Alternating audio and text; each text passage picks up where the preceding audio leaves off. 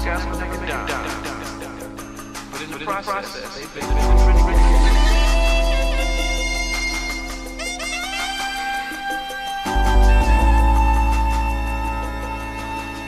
And the true rebels always walk alone.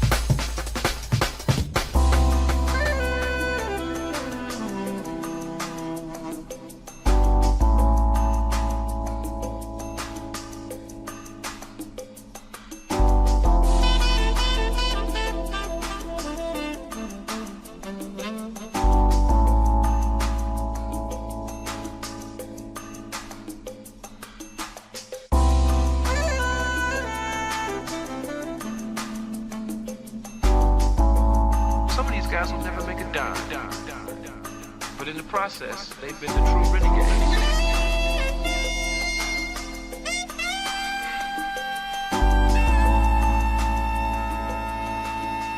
And the true rebels always walk alone anyway.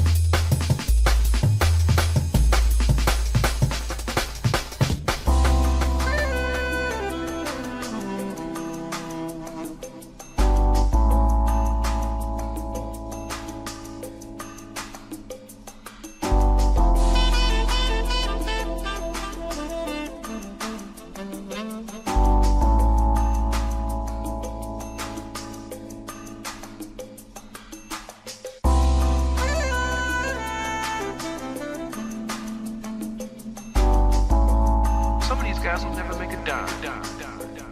But in the process, they've been the true renegades.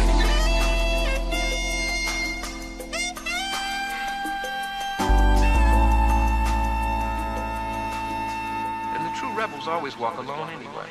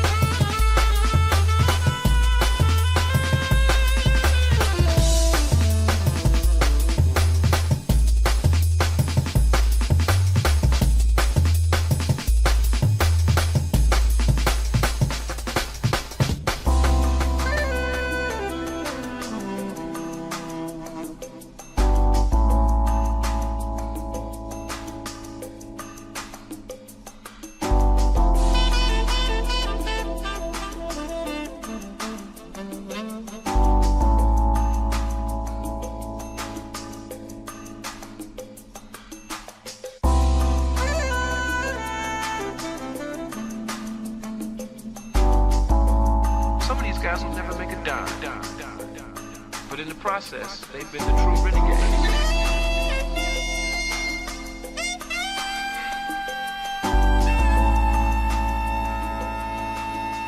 And the true rebels always walk alone anyway.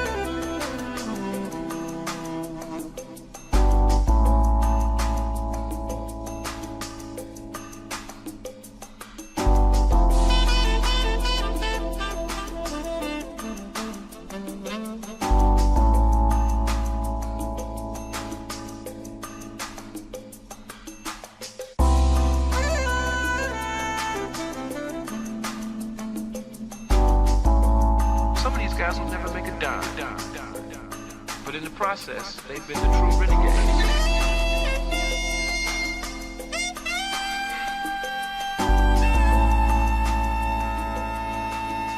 And the true rebels always walk alone anyway.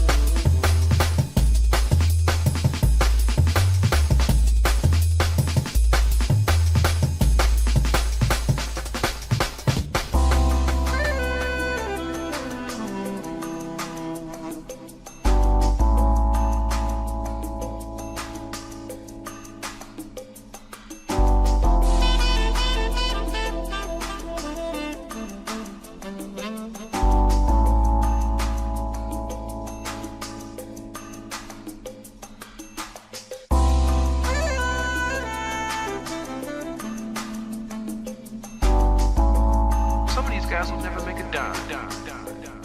But in the process, they've been the true renegades.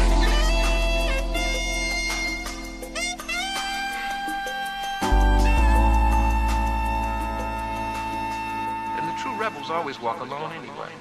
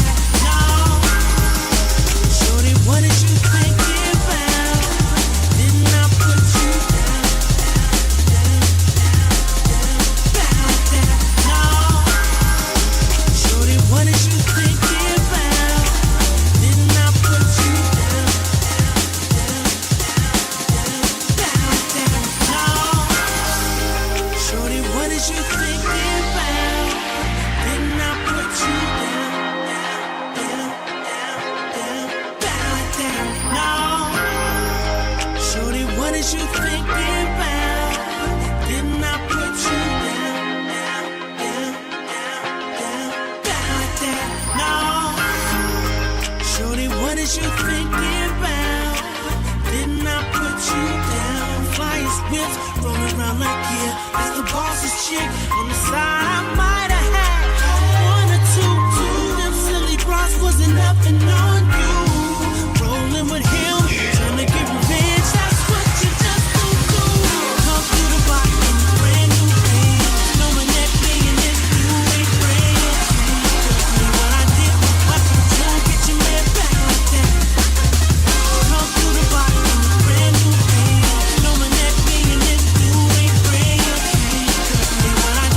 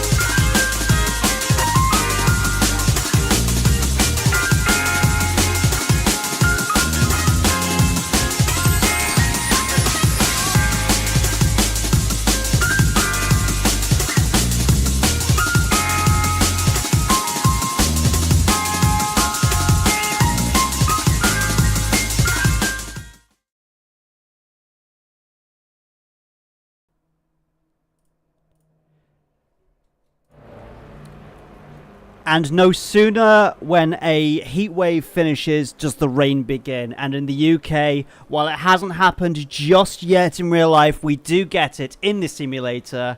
I want to welcome everyone watching to a first multi-community event between Lizard Racing, Scottish Legends and Racetrim.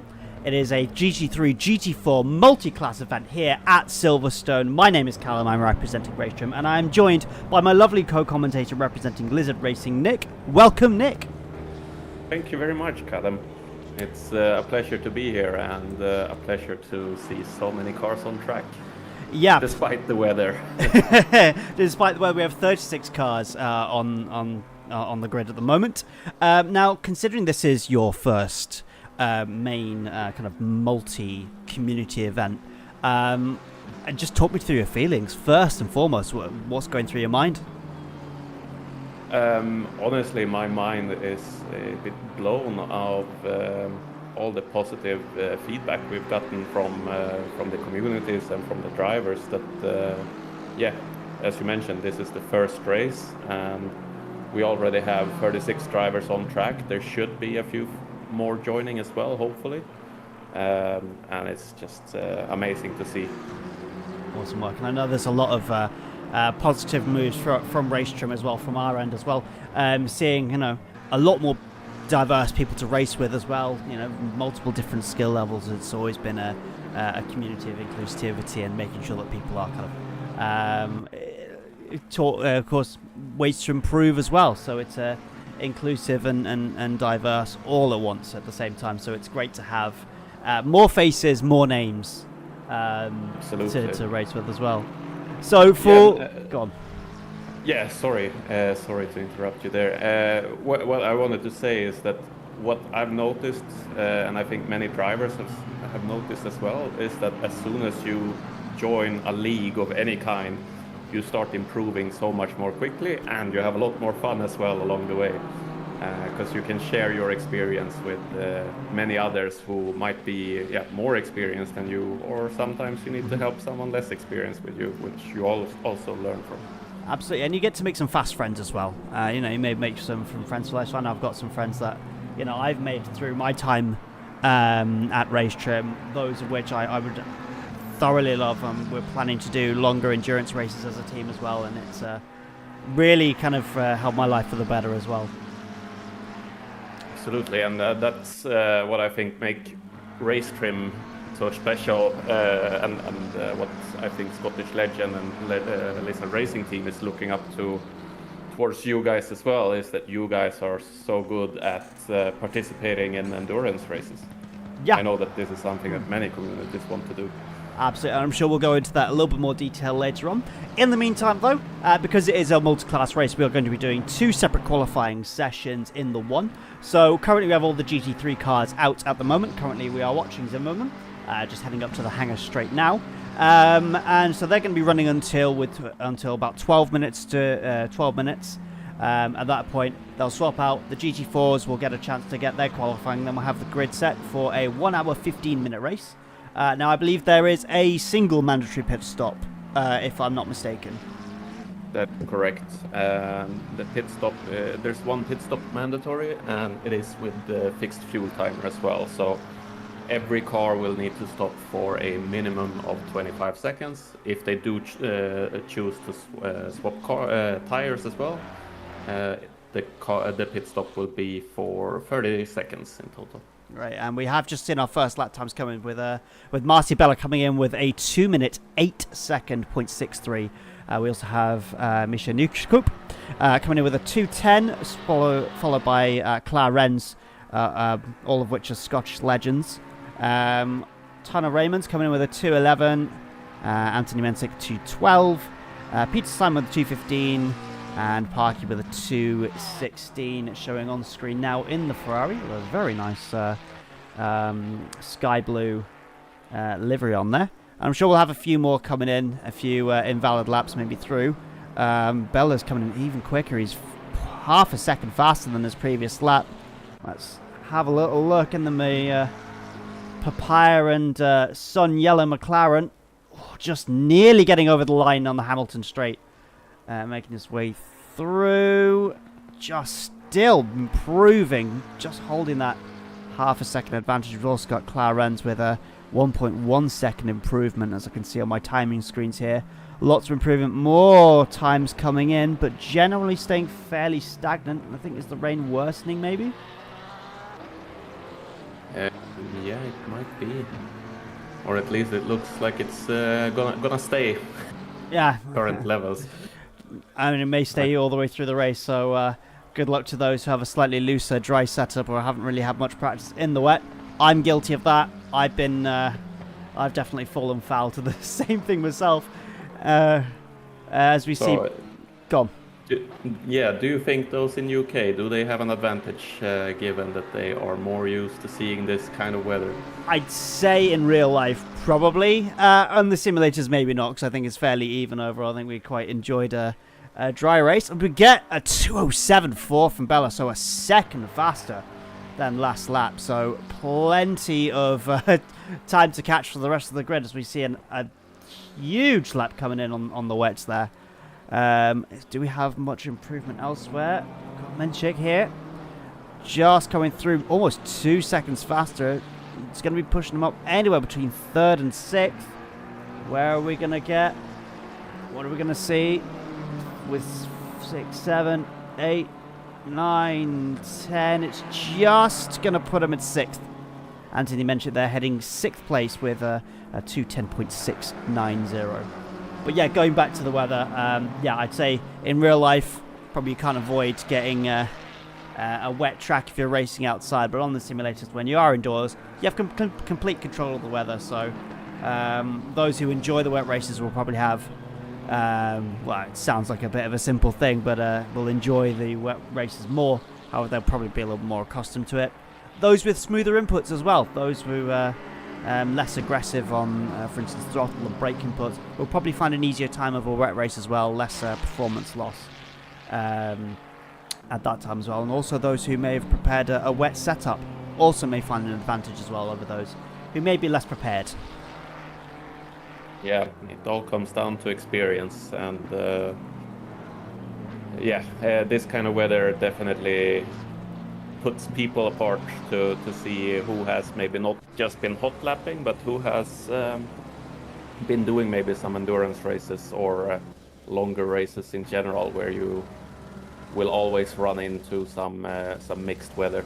Yeah, as we're seeing here, you can see there's a slight dry line, and if you go off it, we just see, yep, losing on the brakes, just spinning into the village complex there.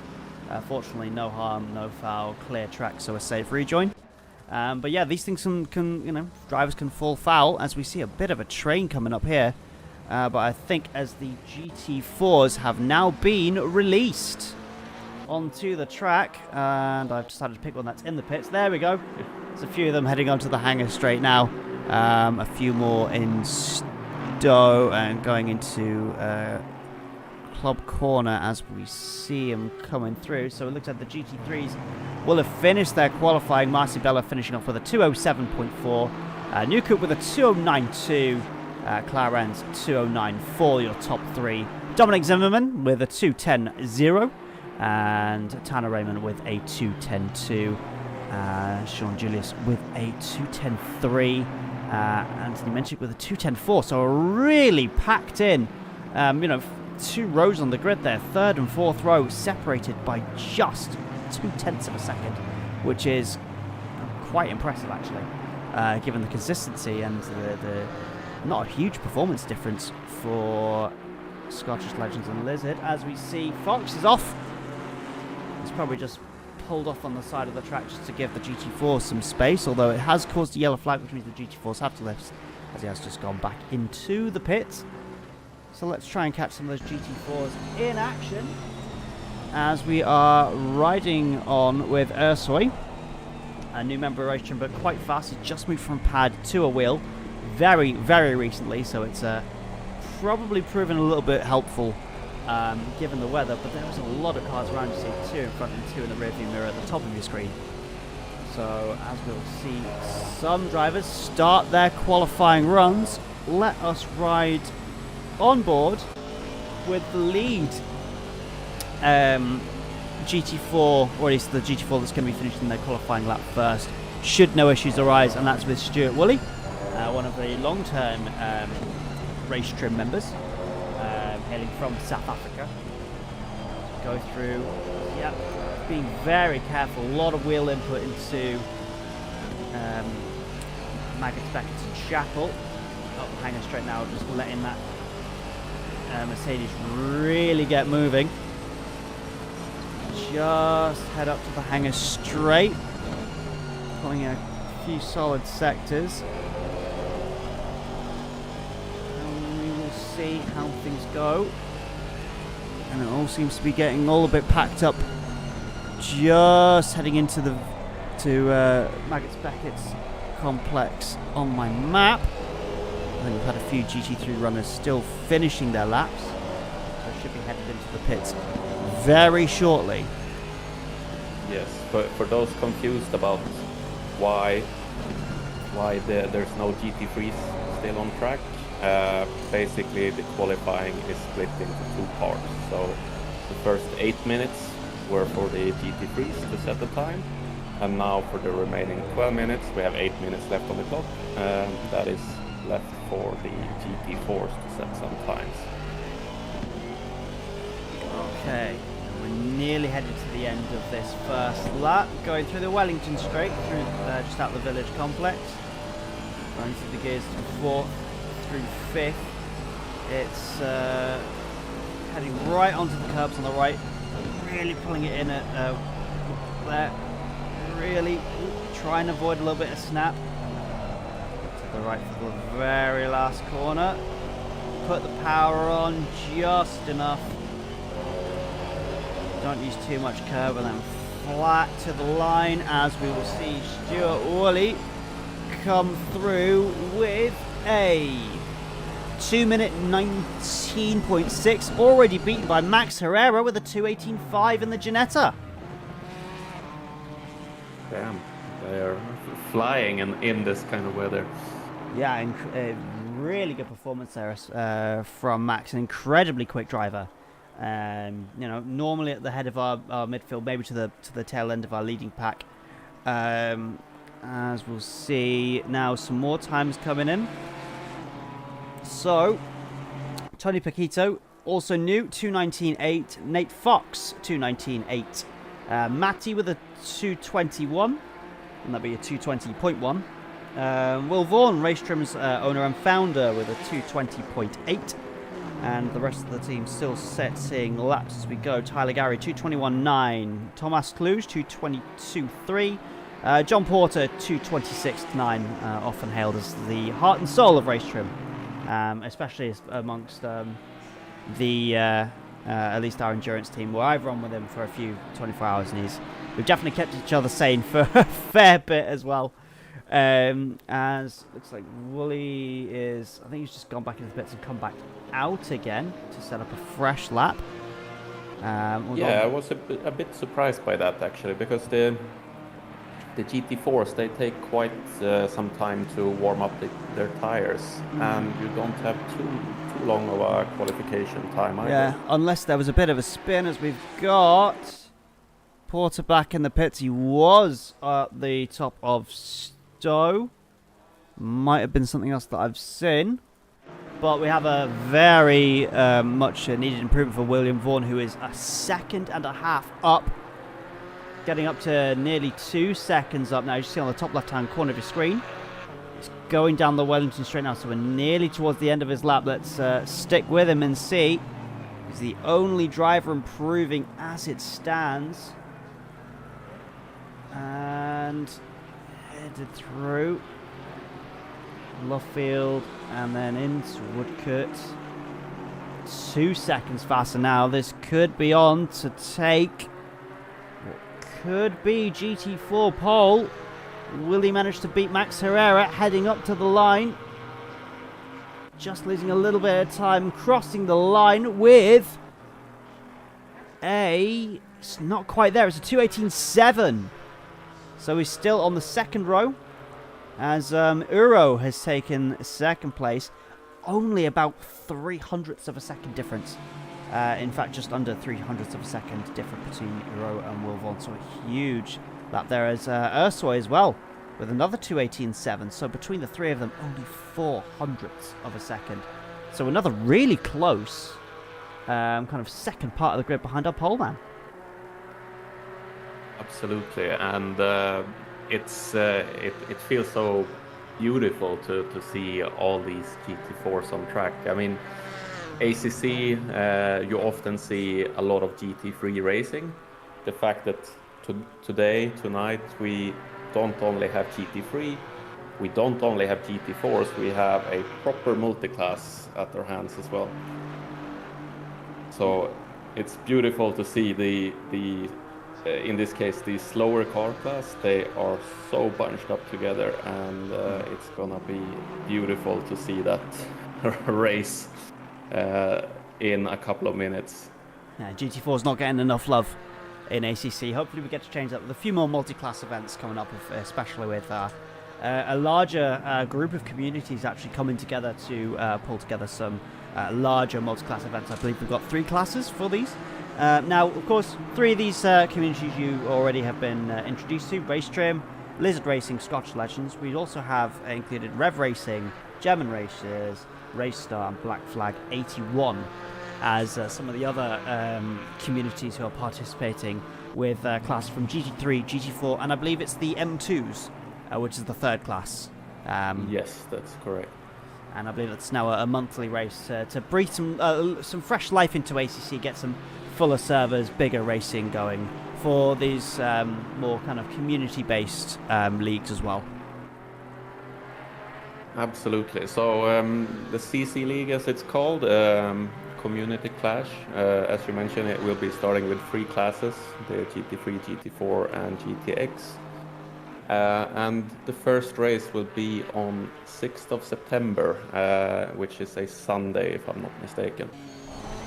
And it should be a 90-minute race with a 1 pit stop. And yeah, as you mentioned, there are a few communities invited to this. And the cool part about this is that it's actually a kind of closed invite that you need to participate. So if you have your own community and you want to take part, we are more than welcome we are more welcoming to have you on board. So just give us a shout out, and we can make room for yet another nice community still thriving in ACC.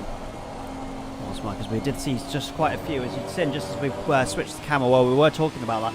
We did have, we're on board with Henrik Cooper, who was on for what could have been a pole lap, just got interrupted just coming out of the village complex, just onto the Wellington Straight, just by a slightly slower car, just at the most inconvenient time. As well as we switch back to Max Herrera, who is on track to match his pole time. Well, it was just up just the tiniest bit. It's now, yep, it's just coming up to around 2:10. It's so consistent all the way through. It's just darting between being up on the time and matching the time. So it's looking like Max Herrera might be keeping pole, at least with this lap.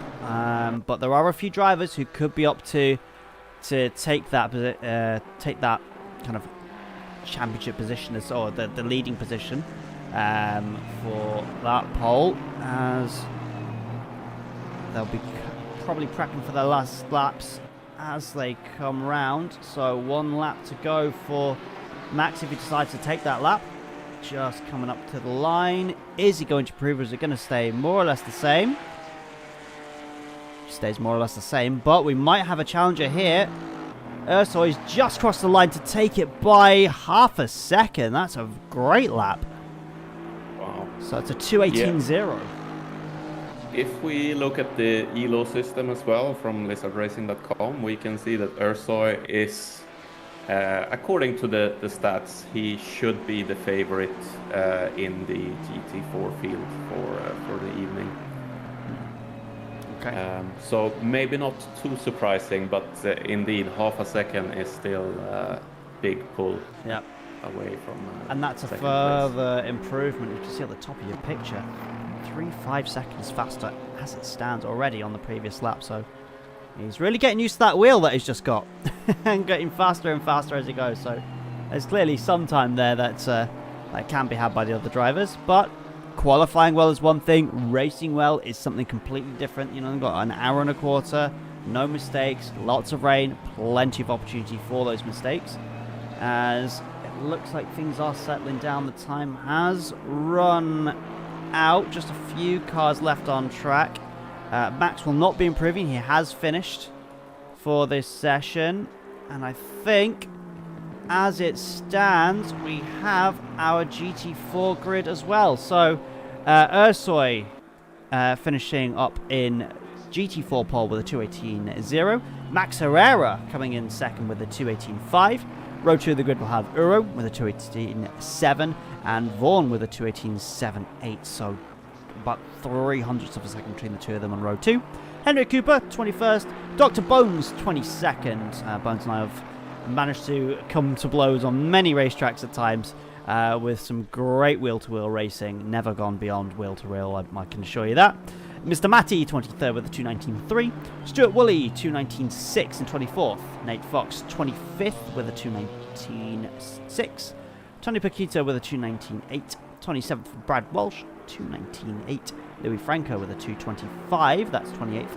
Tyler Gary with a 2:21.9 in 29th. Thomas Kluge with a 2:22.3 in 30th. Derek Brubaker, oval expert, now recently moved to what the Americans call road racing, with a 2:23.2. Sam Zawissa, 2:25.2. And then we have Hussein Ahmed, John Porter, Tylen Josie, Luca Peters, Vincent Safian, and Ugo Shisenko filling out the grid. But I think Shisenko has not set a lap time, and will be GT3 starting at the back of the grid, as well as Luca Peters, I believe. Oof, can be feisty. And there's a lot of traffic to get through, and of course, as the quicker car, you have to get through in a safe manner, and it's your responsibility to make sure that it goes well. Starting as a GT3 from the back and having to overtake 20-something GT4 cars, that's gonna take a while, I imagine. Especially in the rain as well, where you don't have as much control of the car. It tends to feel a little lethargic in the corners. Absolutely, and as we spoke about earlier as well, the GT4s, they take a while to warm up the tires. So if you're a GT3 in the back, you gotta be wary of that and be cautious of the GT4s braking earlier into corners. Absolutely, and especially when it comes to, you'll be expecting probably that traffic around halfway through the race, given there's about a 10-second difference between the two classes. Yeah, something like that. I think after, we might see it a bit sooner actually. Now with the rain as well, the GT4 has quite a lot less of downforce compared to the GT3. So I do think potentially the GT4s might be losing out a little bit more than the GT3s in this kind of weather. Naturally as well, aerodynamics being a huge part, especially you're going to see a lot of, especially for the cars at the back, there's going to be quite a lot catching up at the Maggots-Baggots section, which will be turns 3, 4, 5 and 6. You'll probably find it coming as well into the club corner, so towards the end of what will be the Formula 1 lap. And in the village complex as well as the new infield part of the circuit they added in 2010. Those probably would be the biggest parts of where the GT3s be gaining on the GT4s, defining on downforce.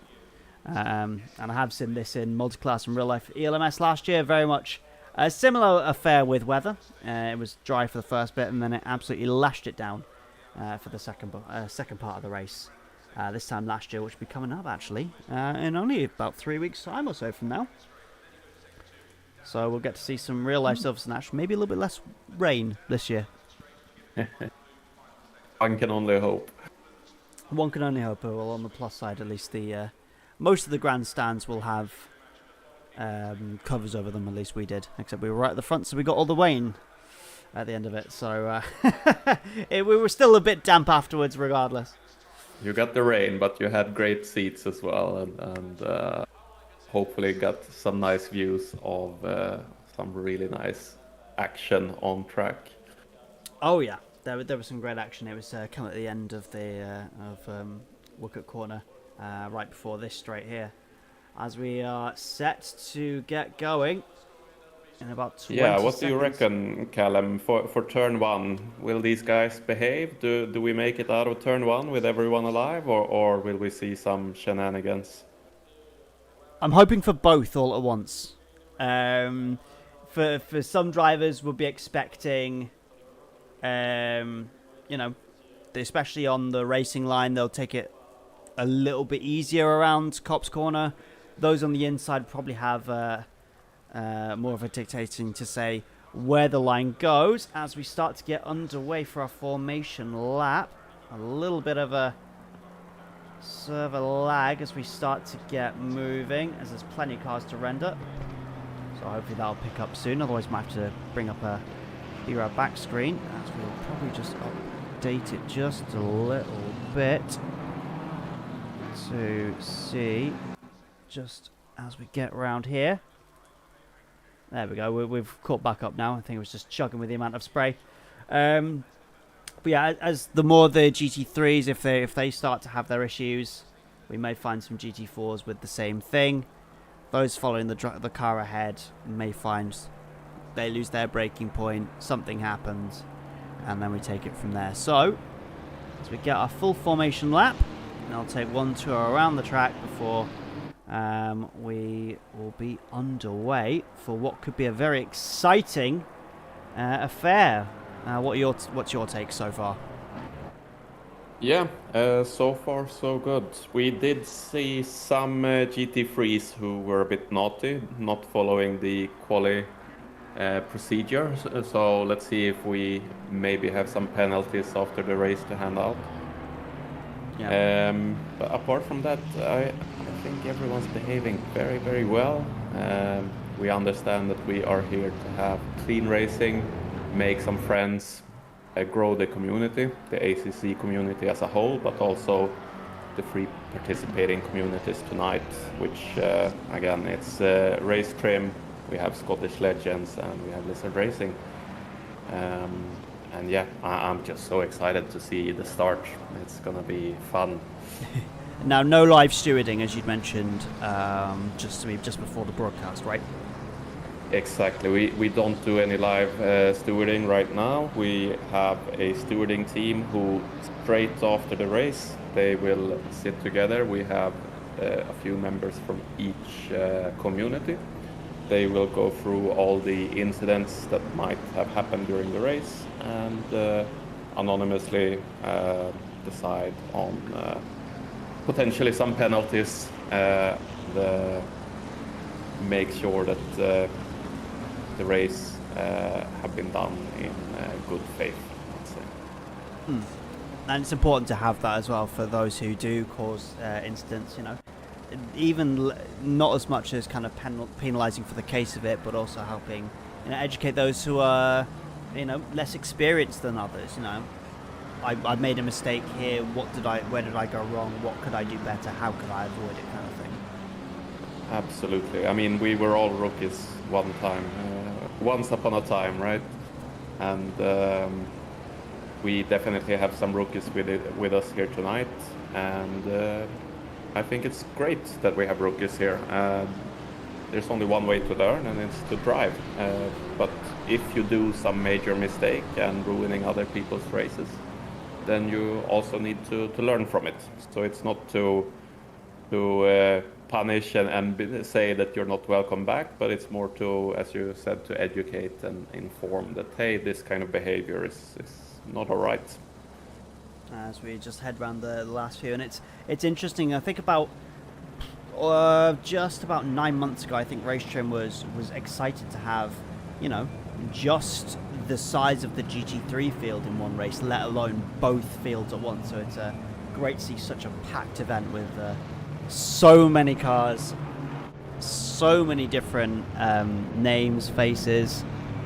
As we're beginning to get ourselves underway. We are ready to go, and we set up, waiting for it. Green flag, we are racing at Silverstone. Good start from Bella. He's just been headed up there, heading into Copse Corner. He's made it through safely. Just ahead, but New Scoop is just behind as we see the GT4s. Looks like they've seemed to have gotten away cleanly as well. We don't seem to have much. Oh, as the game's just trying to figure out what's going on. Small couple of incidents here, but I think it's just small little wheel banging, nothing crazy. As all cars have made it through Copse safely.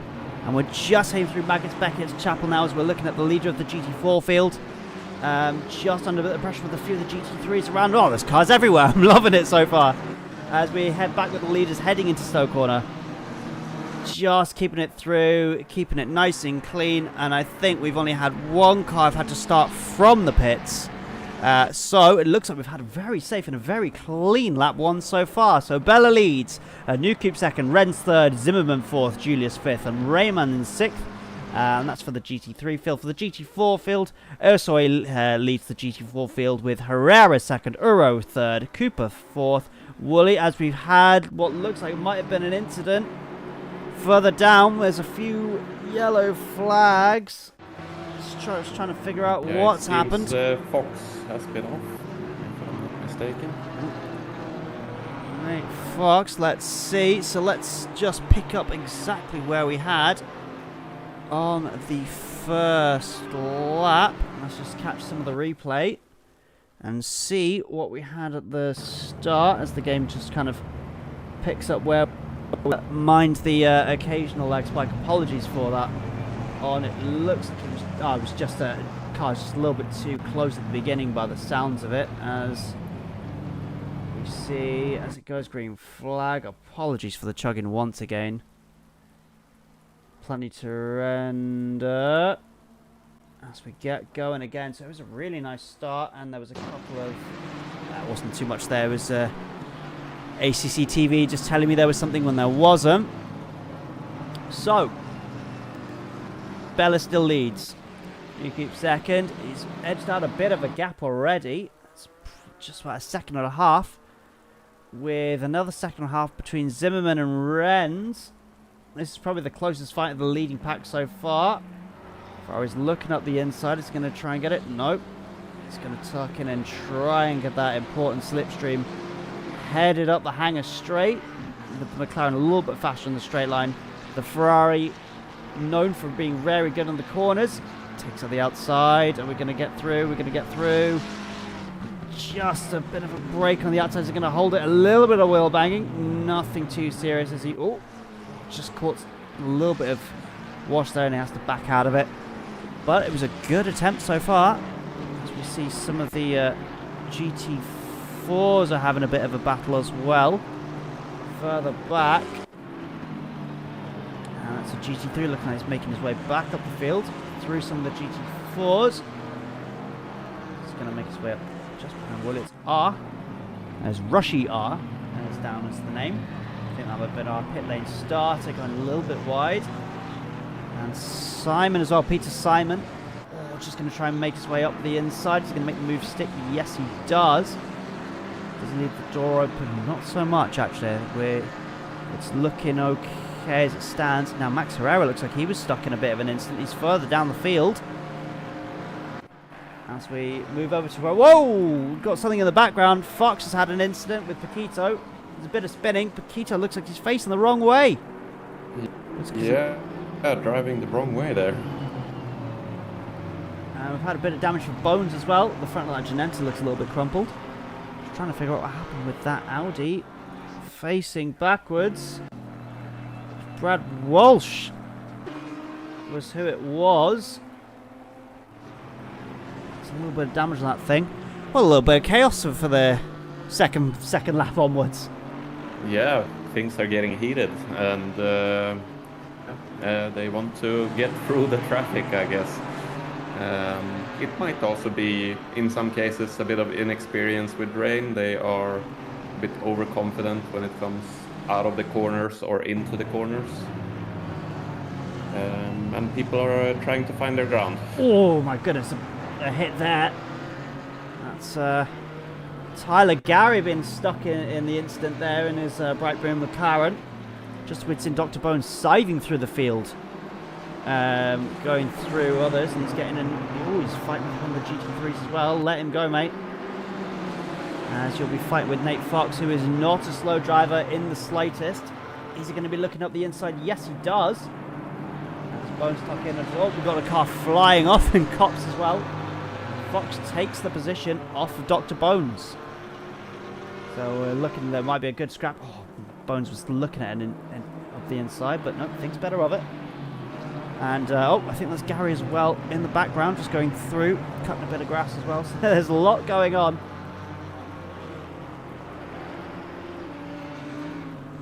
But that is our closest battle as it stands, headed up the hanger straight.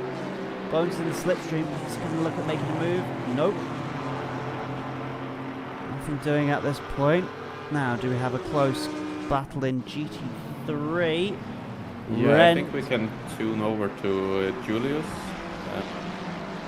Sean Julius right behind. Yep, this is the 3-car battle. Oh my god, it's less of a battle, more of a train. Yeah. So Julius and Renz taking a little bit of liberty with the track. But no, it's called it a valid lap. It's a bit of a slow one this time. It's just a second and a half slower. We'll see how things stand. So we have Bella and New Coupe. They have definitely found their ground and pulled away a bit in the GT3s. But then, as you mentioned, we have a long train of GT3s. Just oof. Oh, whoa, whoa. Just caught it, held his brakes, kept out of the wall. Yeah, he's alive. He's gonna come back. Let's just go wait for this entire train to get through before he makes his way back on the track. Decides to remove a sign as for good measure as well. Yeah, that's it's a bit naughty of him. And we might be able to forgive it given that it is absolutely soaking and he's on the grass, so there's not going to be much grip at all. So if we put back on boards with Julius, just see the head of this train with the BMW of Anthony Menchik right behind him. And the Mustang very good on the straights, but not very good on the corners. So this could be an opportunity for the BMW, or even just to sit in that slipstream. And Alistair Parkey also sitting quite nicely in that Ferrari, looking that might capitalise on both the cars ahead, if anything comes to blows. And we have a change for the lead in GT4. Stuart Woolley has taken the lead over Ursoy. And it looks like they're probably going to be having a bit of a scrap. Maybe Ursoy's had a bit of a mistake or something, but Woolley has taken that lead, but it's not over yet between the two. Sorry for having the GT3 battle so short, as we might have had an incident here. Nope, he's just had a bit of a moment. 3 seconds slower than normal. I think he's just gone off track slightly. It's Schupp Müller in the Aston. Yeah, just this lost is 2 Alice, places. so this is actually one of our female drivers. Yes. So great to see that we have both, well, most of the community is male. I think in general in the racing community are male, but here we have one of the female drivers. It's great to see Alice getting on. Apologies for the misgender, Alice. I will keep mindful of that one later, as I've done here for so long. It's just almost like an instinctive thing when it comes to racing. My apologies, Alice. I'll bear that in mind, as we are very close between Parky and Menchik again. Just headed into the faster corners, but the Ferrari would have had more of an advantage than the BMW in the drive. But rain being the great equaliser, as said by multiple commentators more professional than I, at least, in terms of getting paid for this. Me neither. Oh, believe me, it's something I do more for an enjoyment more than anything else.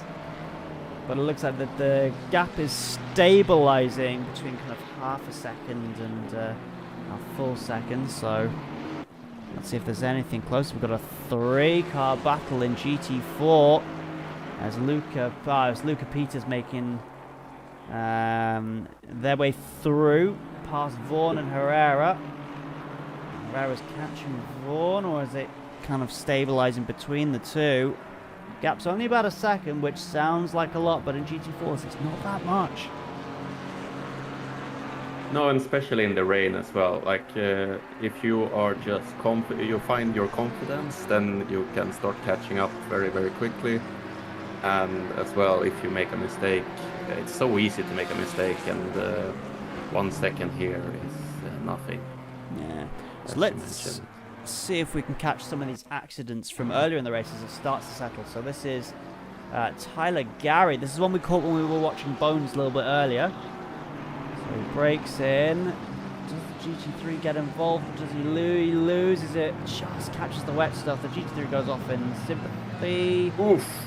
Oh, JP just doesn't quite expect him to be there. Goes into the side. That is unfortunate for the two of them, as they are both quite seasoned drivers, and I don't think there was much that Porter could do. Here's Herrera on the back of Vaughan. Is he thinking about it? No. No. Sorry, you were about to say there. Yeah, no, it's all right. That was potential overtake in the making. But yeah, I think there we got to... Ooh, here we go. Vaughan going a bit wide, having to lift a bit. And Herrera is looking to get the overtake done. And are we going to get it? On the brakes, just on the inside. He's got the inside line. Will Vaughan have the better exits? We've got a yellow flag. Just ahead it's Luca Peters. Off in the McLaren again. Back moving. As Herrera has made the move stick. So well done, Max. And we did have also an incident earlier on in the race. Now, is this the same one as we've had before? This is just the same thing from Porter's end. So let's see if we can catch how we see it from him. He makes his way in. He's committed. And yeah, he knows it. He just can't stop in time. That's just unfortunate more than anything else. As we see lap 3.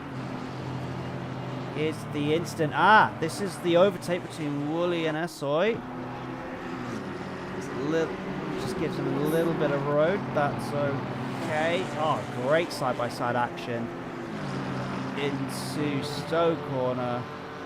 Oh, a little bit of wheel banging, but nothing too crazy. So,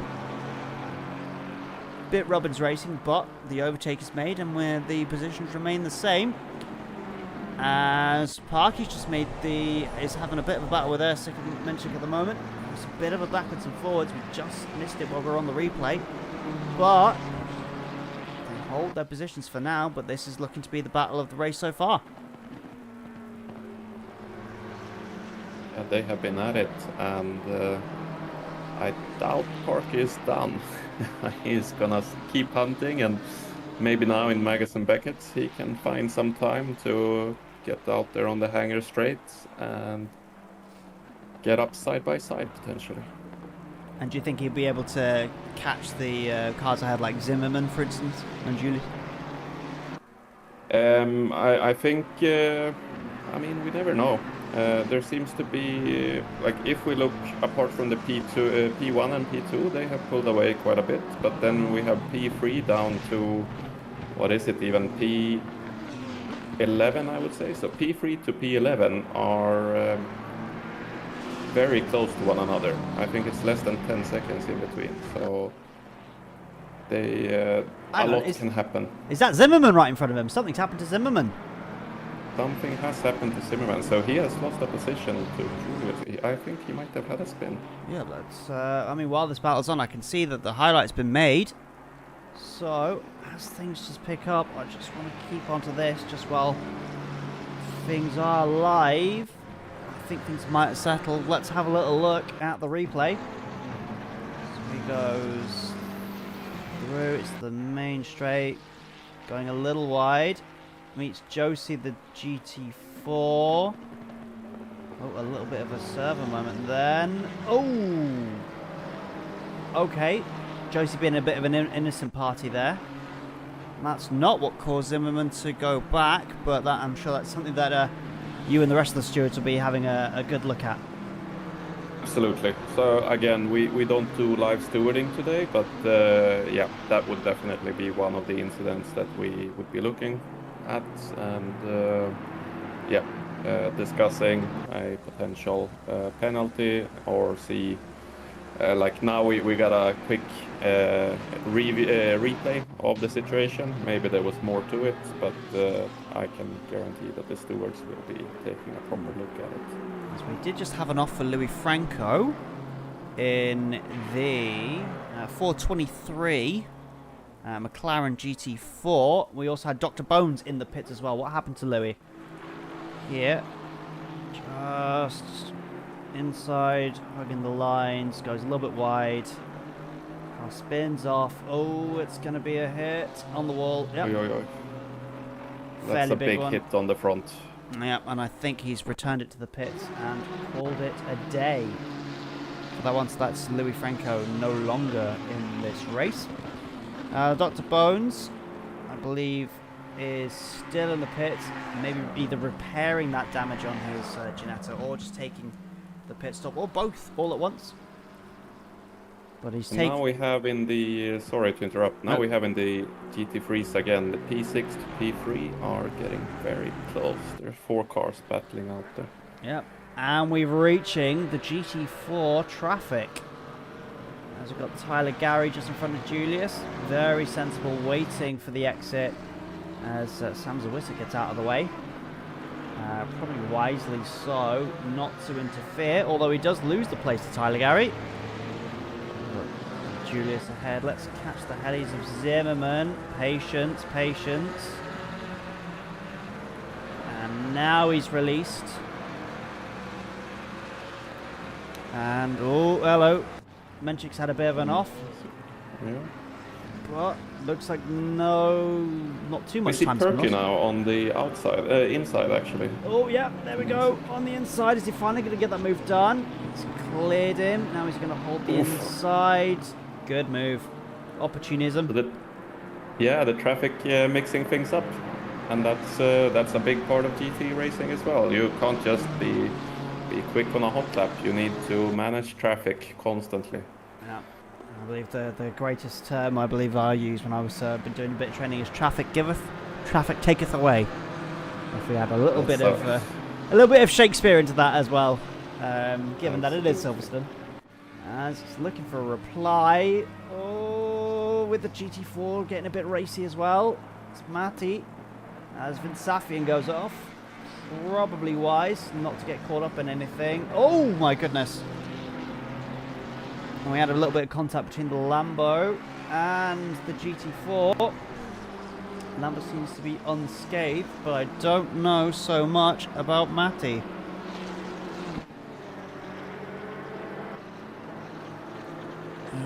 Let's have a little look, 'cause I believe it's Safian there, he went off. I think we might just see the incident behind. It's just gone off the picture there. And it's the 404, unless something else happens in the background. Oh, he's just spun. Oh, and he's hit the other Porsche.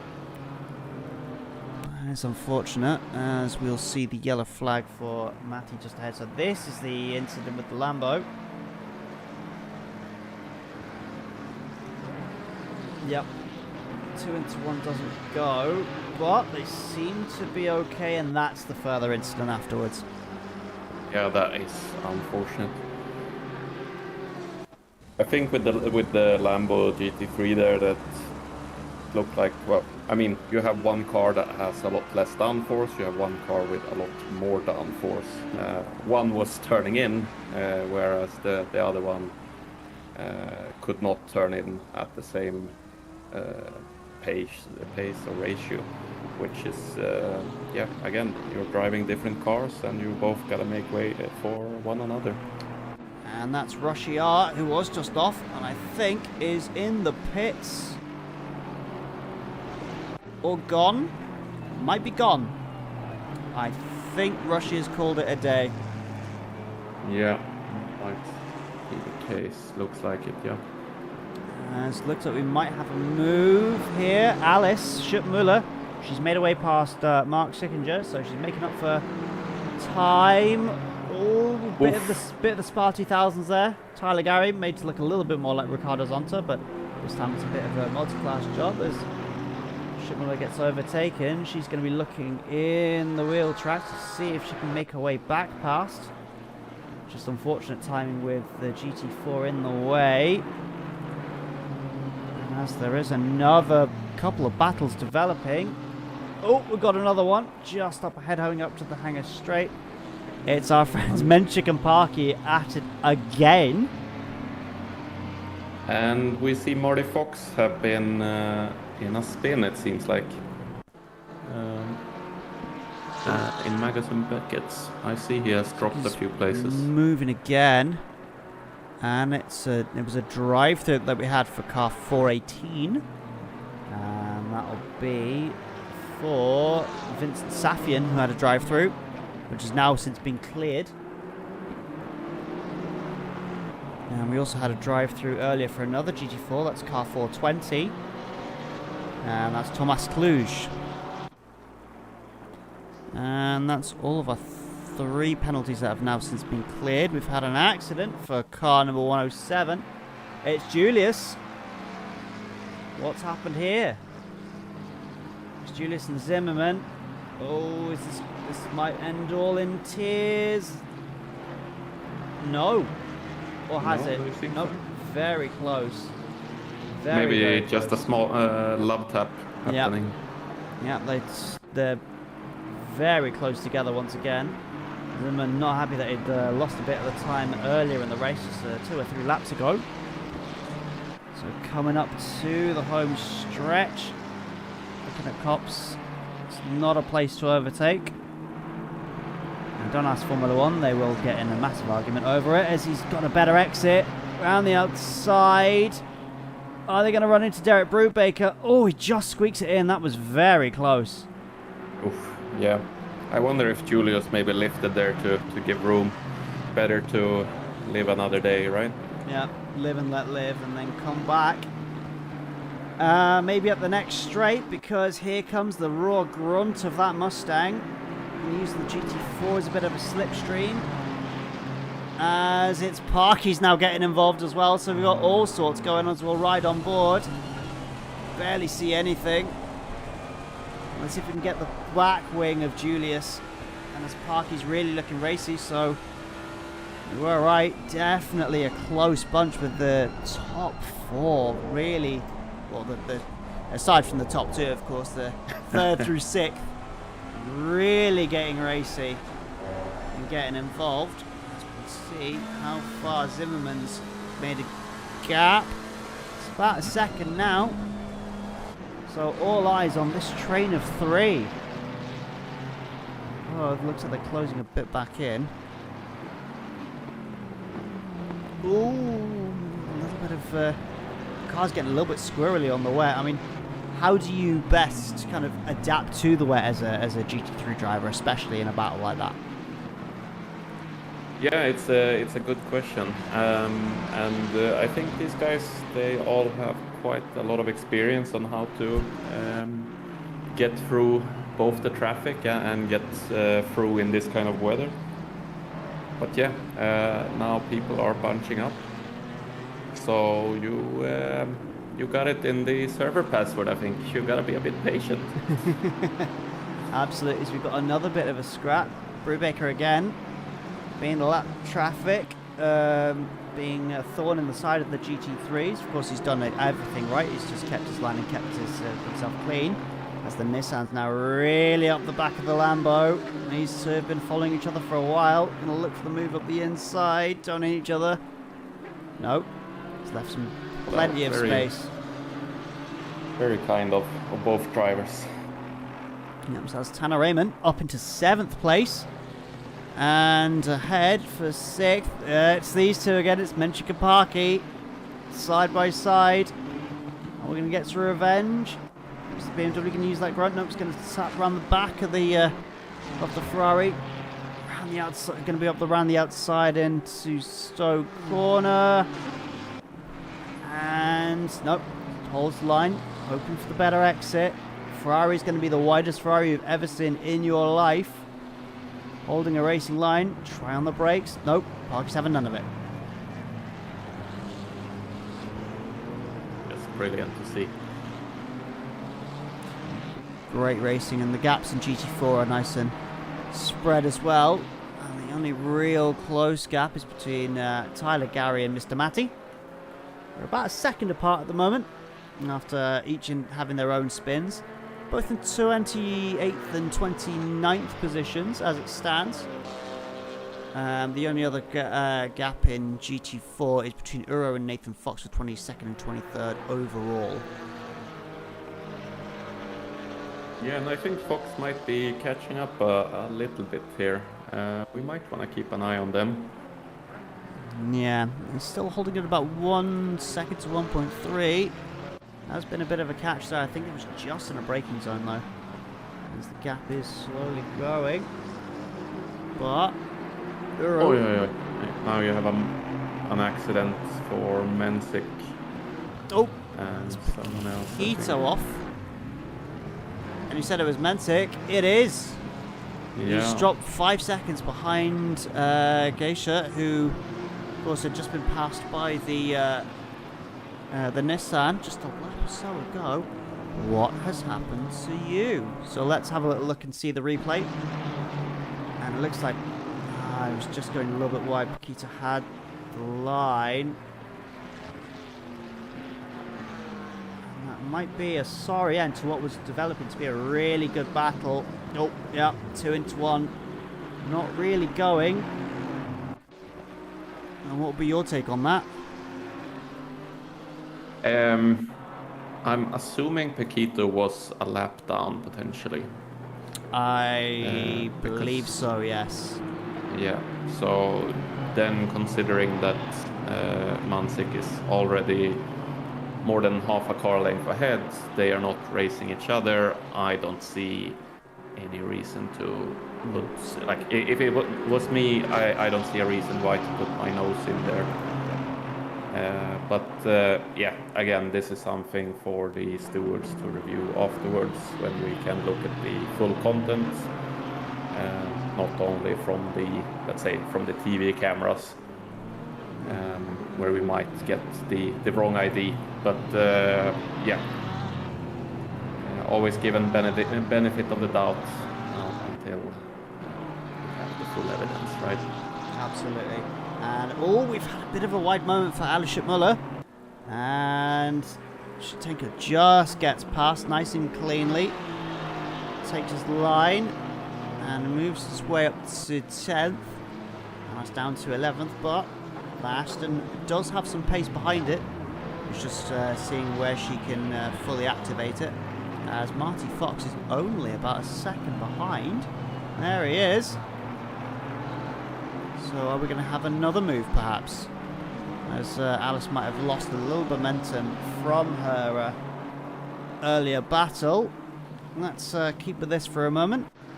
But as it stands, I mean, we're looking like we might have some early pit stops so far. We've only really had one GT4 pit stop that we've seen so far, and that's for Dr. Bones.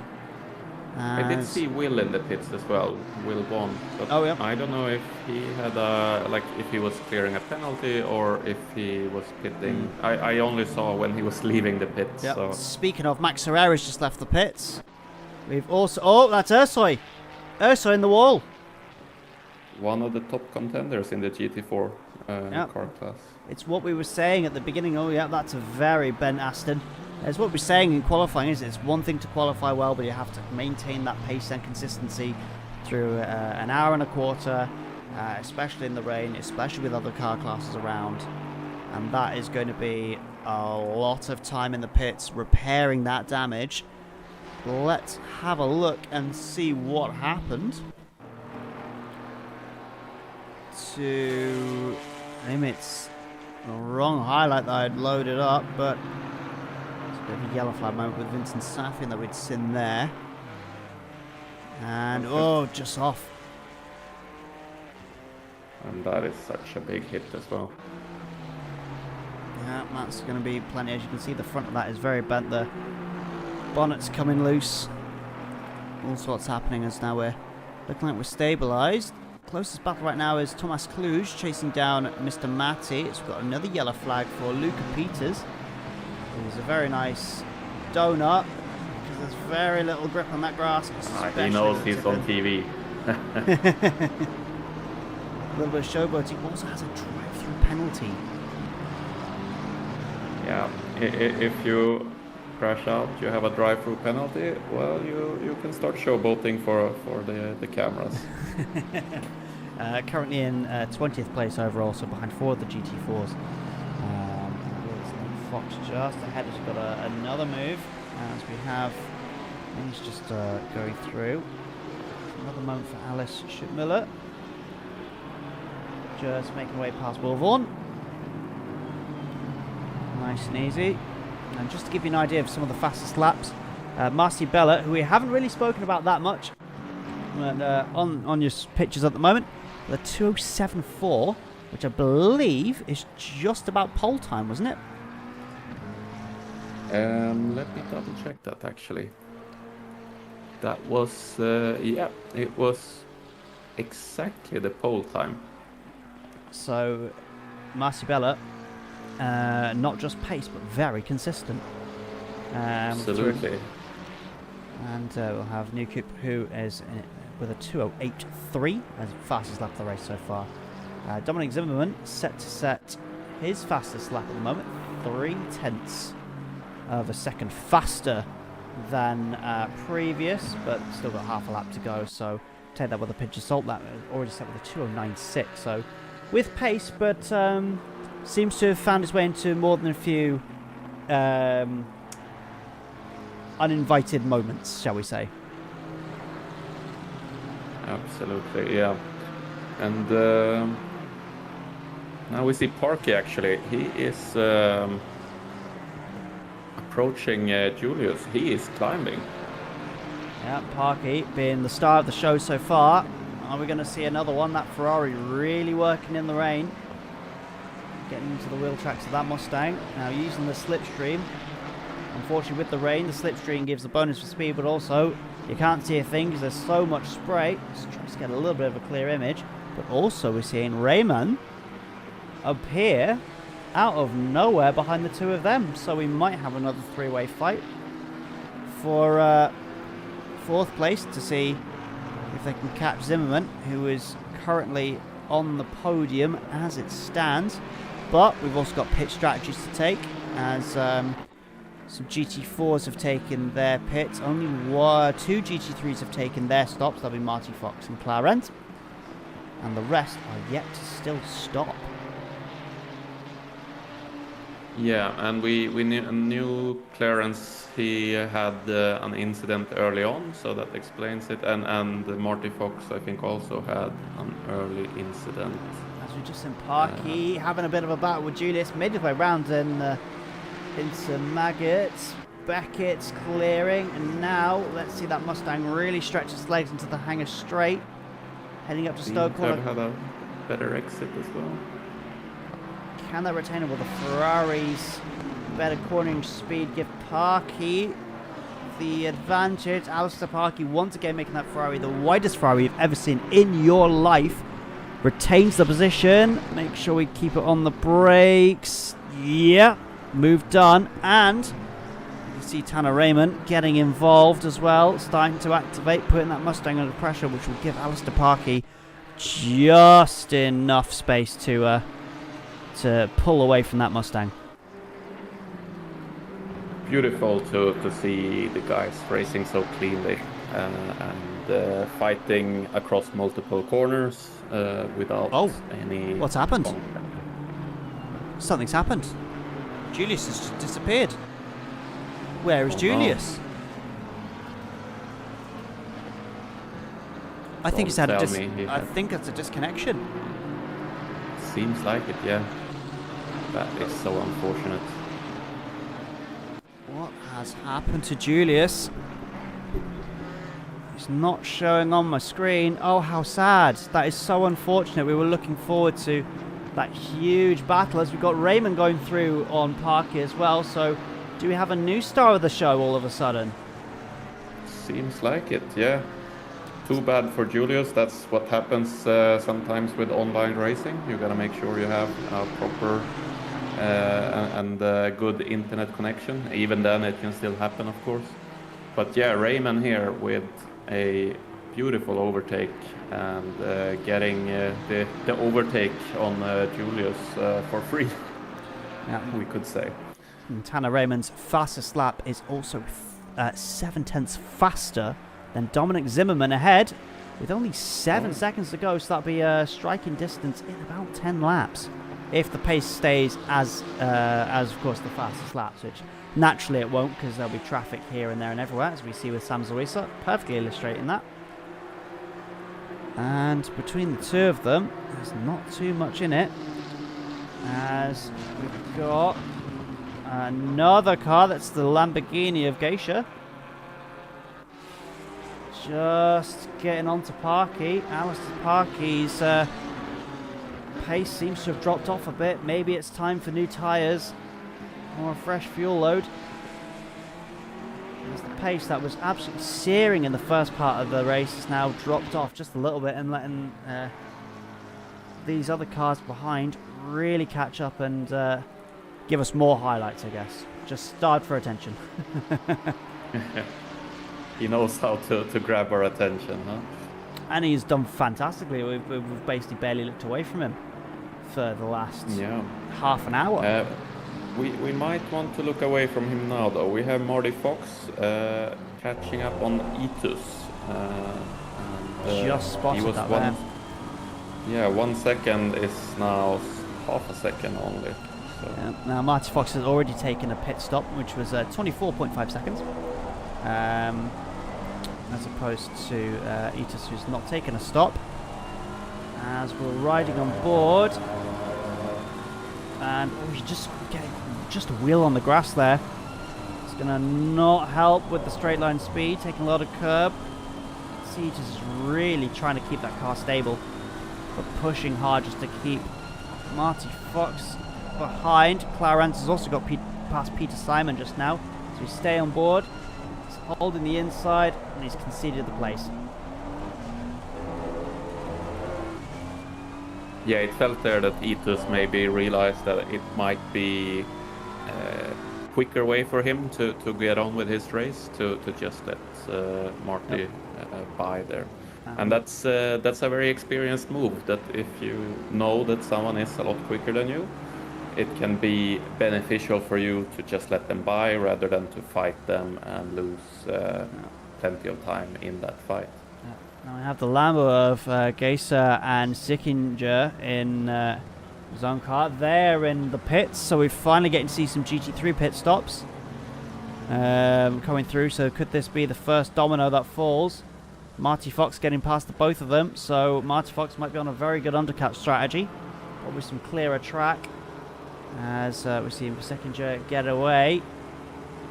Geisha left behind and is shown as out.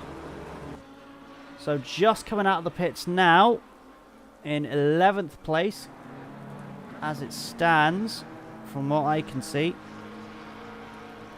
So Marty Fox has undercut the both of them quite handily, so we'll have to keep an eye on Marty Fox's pace, as the next car on his list is Alice Schipp-Müllers.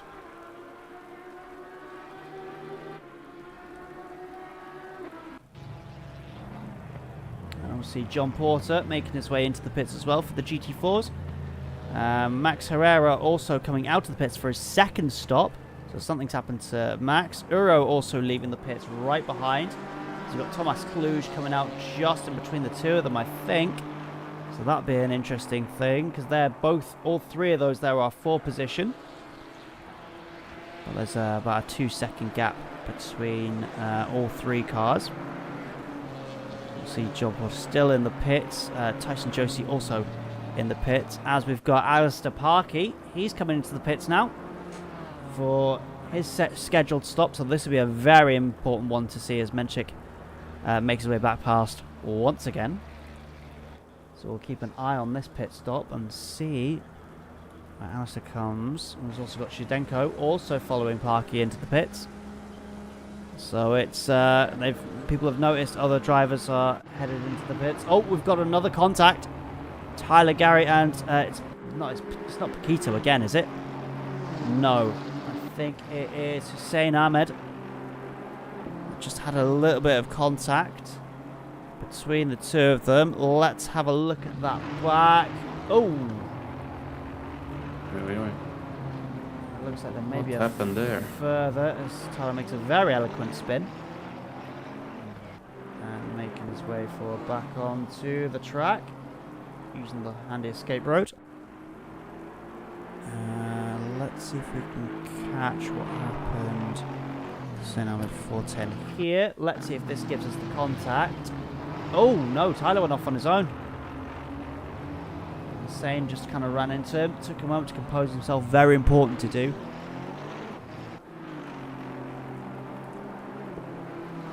Just to give you an update as well, so John Julius wrote back. Apparently he got a blue screen, so that's the reason why we lost him.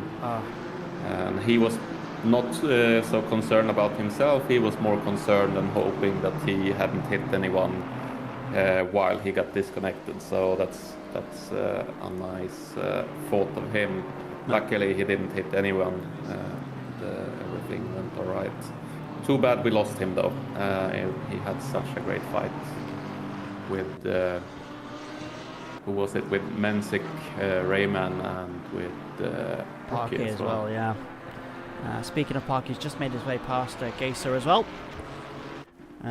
So up into 9th, and the second place car after a pit stop. As it looks like we've got another car in the pits. That's Newcoop. And just heading out now. Let's see where Misha ends up as we're getting cars all around, making his way out the pits now. Want to keep it nice and clean, don't spin the rears. And that is 5th place. Maintain, mind the grass. We're back up and running, but that was our 2nd place driver into the pits and retaining the net. What looks like it could be net 2nd place, as Marty Fox also gets past Alice Schippmüller, who is in her pit as it stands, so she'll be getting some fresh rubber on, fresh fuel load, and back out into the race. As we've got a little bit of moment with Will Vaughan and Tony Paquito, so 2 separate classes, so that Aston might start to pull away. As we've got Vince Safian and Tyler Gary both in the pits once again. Bones been through the pits 3 times so far.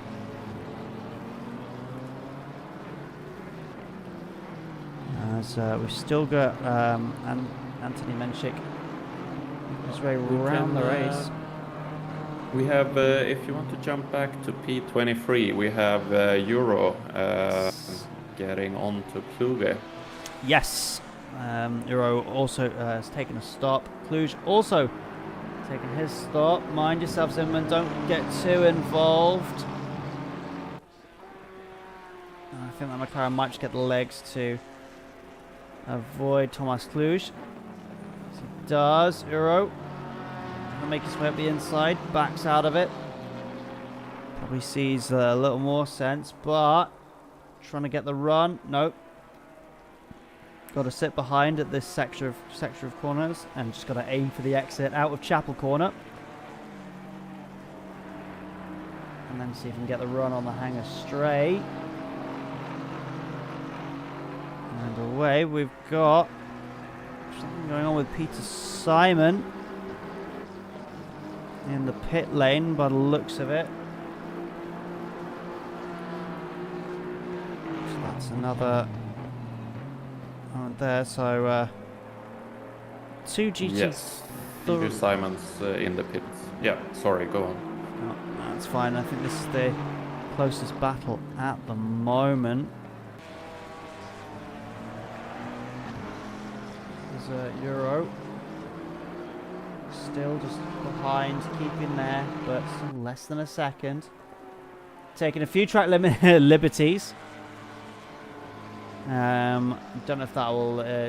Don't think that constitutes as time gained, as other GT4s having the same issue. Well, you did see in the bottom right there a pop-up on 406 getting a drive-through penalty, which is the car we're looking at right now. It's Uro. That would have done it then, so that would have constituted the 3 tokens used. And that's going to end this battle prematurely. So unfortunately, he's a quick driver. Not often known to take particularly many track limit penalties. Normally he's quite good at keeping it within the lines. And it's normally known more as Racetrim as more of the setup wizard, at least for some of our cars. As we have another close battle here. Raymond getting on the back of Menchik, who is about 8 seconds behind Marty Fox and Alistair Parkey, unfortunately. Still about 9 seconds back, so not sure what happens to Alistair, but a slow stop might have occurred that. No, it's looking fairly consistent. So I wonder what happened to him, but Raymond right behind Anthony Menchik. Bear in mind, Marcy Bella and Dominic Zimmerman still yet to take pit stops. Well, what is interesting to see here as well is that Marty Fox. Ah, no, he hasn't pitted. Okay, I thought Marty had. Looks on my end that he has taken a pit stop. Okay, on my. Oh yeah. No, I can say, and I'm seeing on the display you can see on stream it is showing that he's not taking a stop, and he's a lap down on Marcy Bella, which does track on the timing. So has not taken his stop. That I'm quite certain of. So he's yet to pit. And on my time machine, it's showing he's taken a stop with 24.5 seconds, but it might have been a drive-through that might have been taken. Yeah, because 24.5 seconds is very short. Because you need to fuel, and it's fixed fuel, which means you need to stand still for at least 25 seconds. So a pit stop at minimum should be around 50 seconds, I would reckon. So in which case, yeah, it was a penalty or a drive-through taken, or maybe just a repair. But even that as well, yeah. But then wouldn't stop for that little of a repair then. So it would make sense why Marty Fox had gained a massive undercut on everyone else. So he's not undercutting everyone, he's actually overcutting a lot of people, as these two GT3s are now trying to find their way through Walsh in the GT4 Audi. Still seems to be carrying a bit of damage from that earlier contact at the beginning of the race, which feels like so long ago now.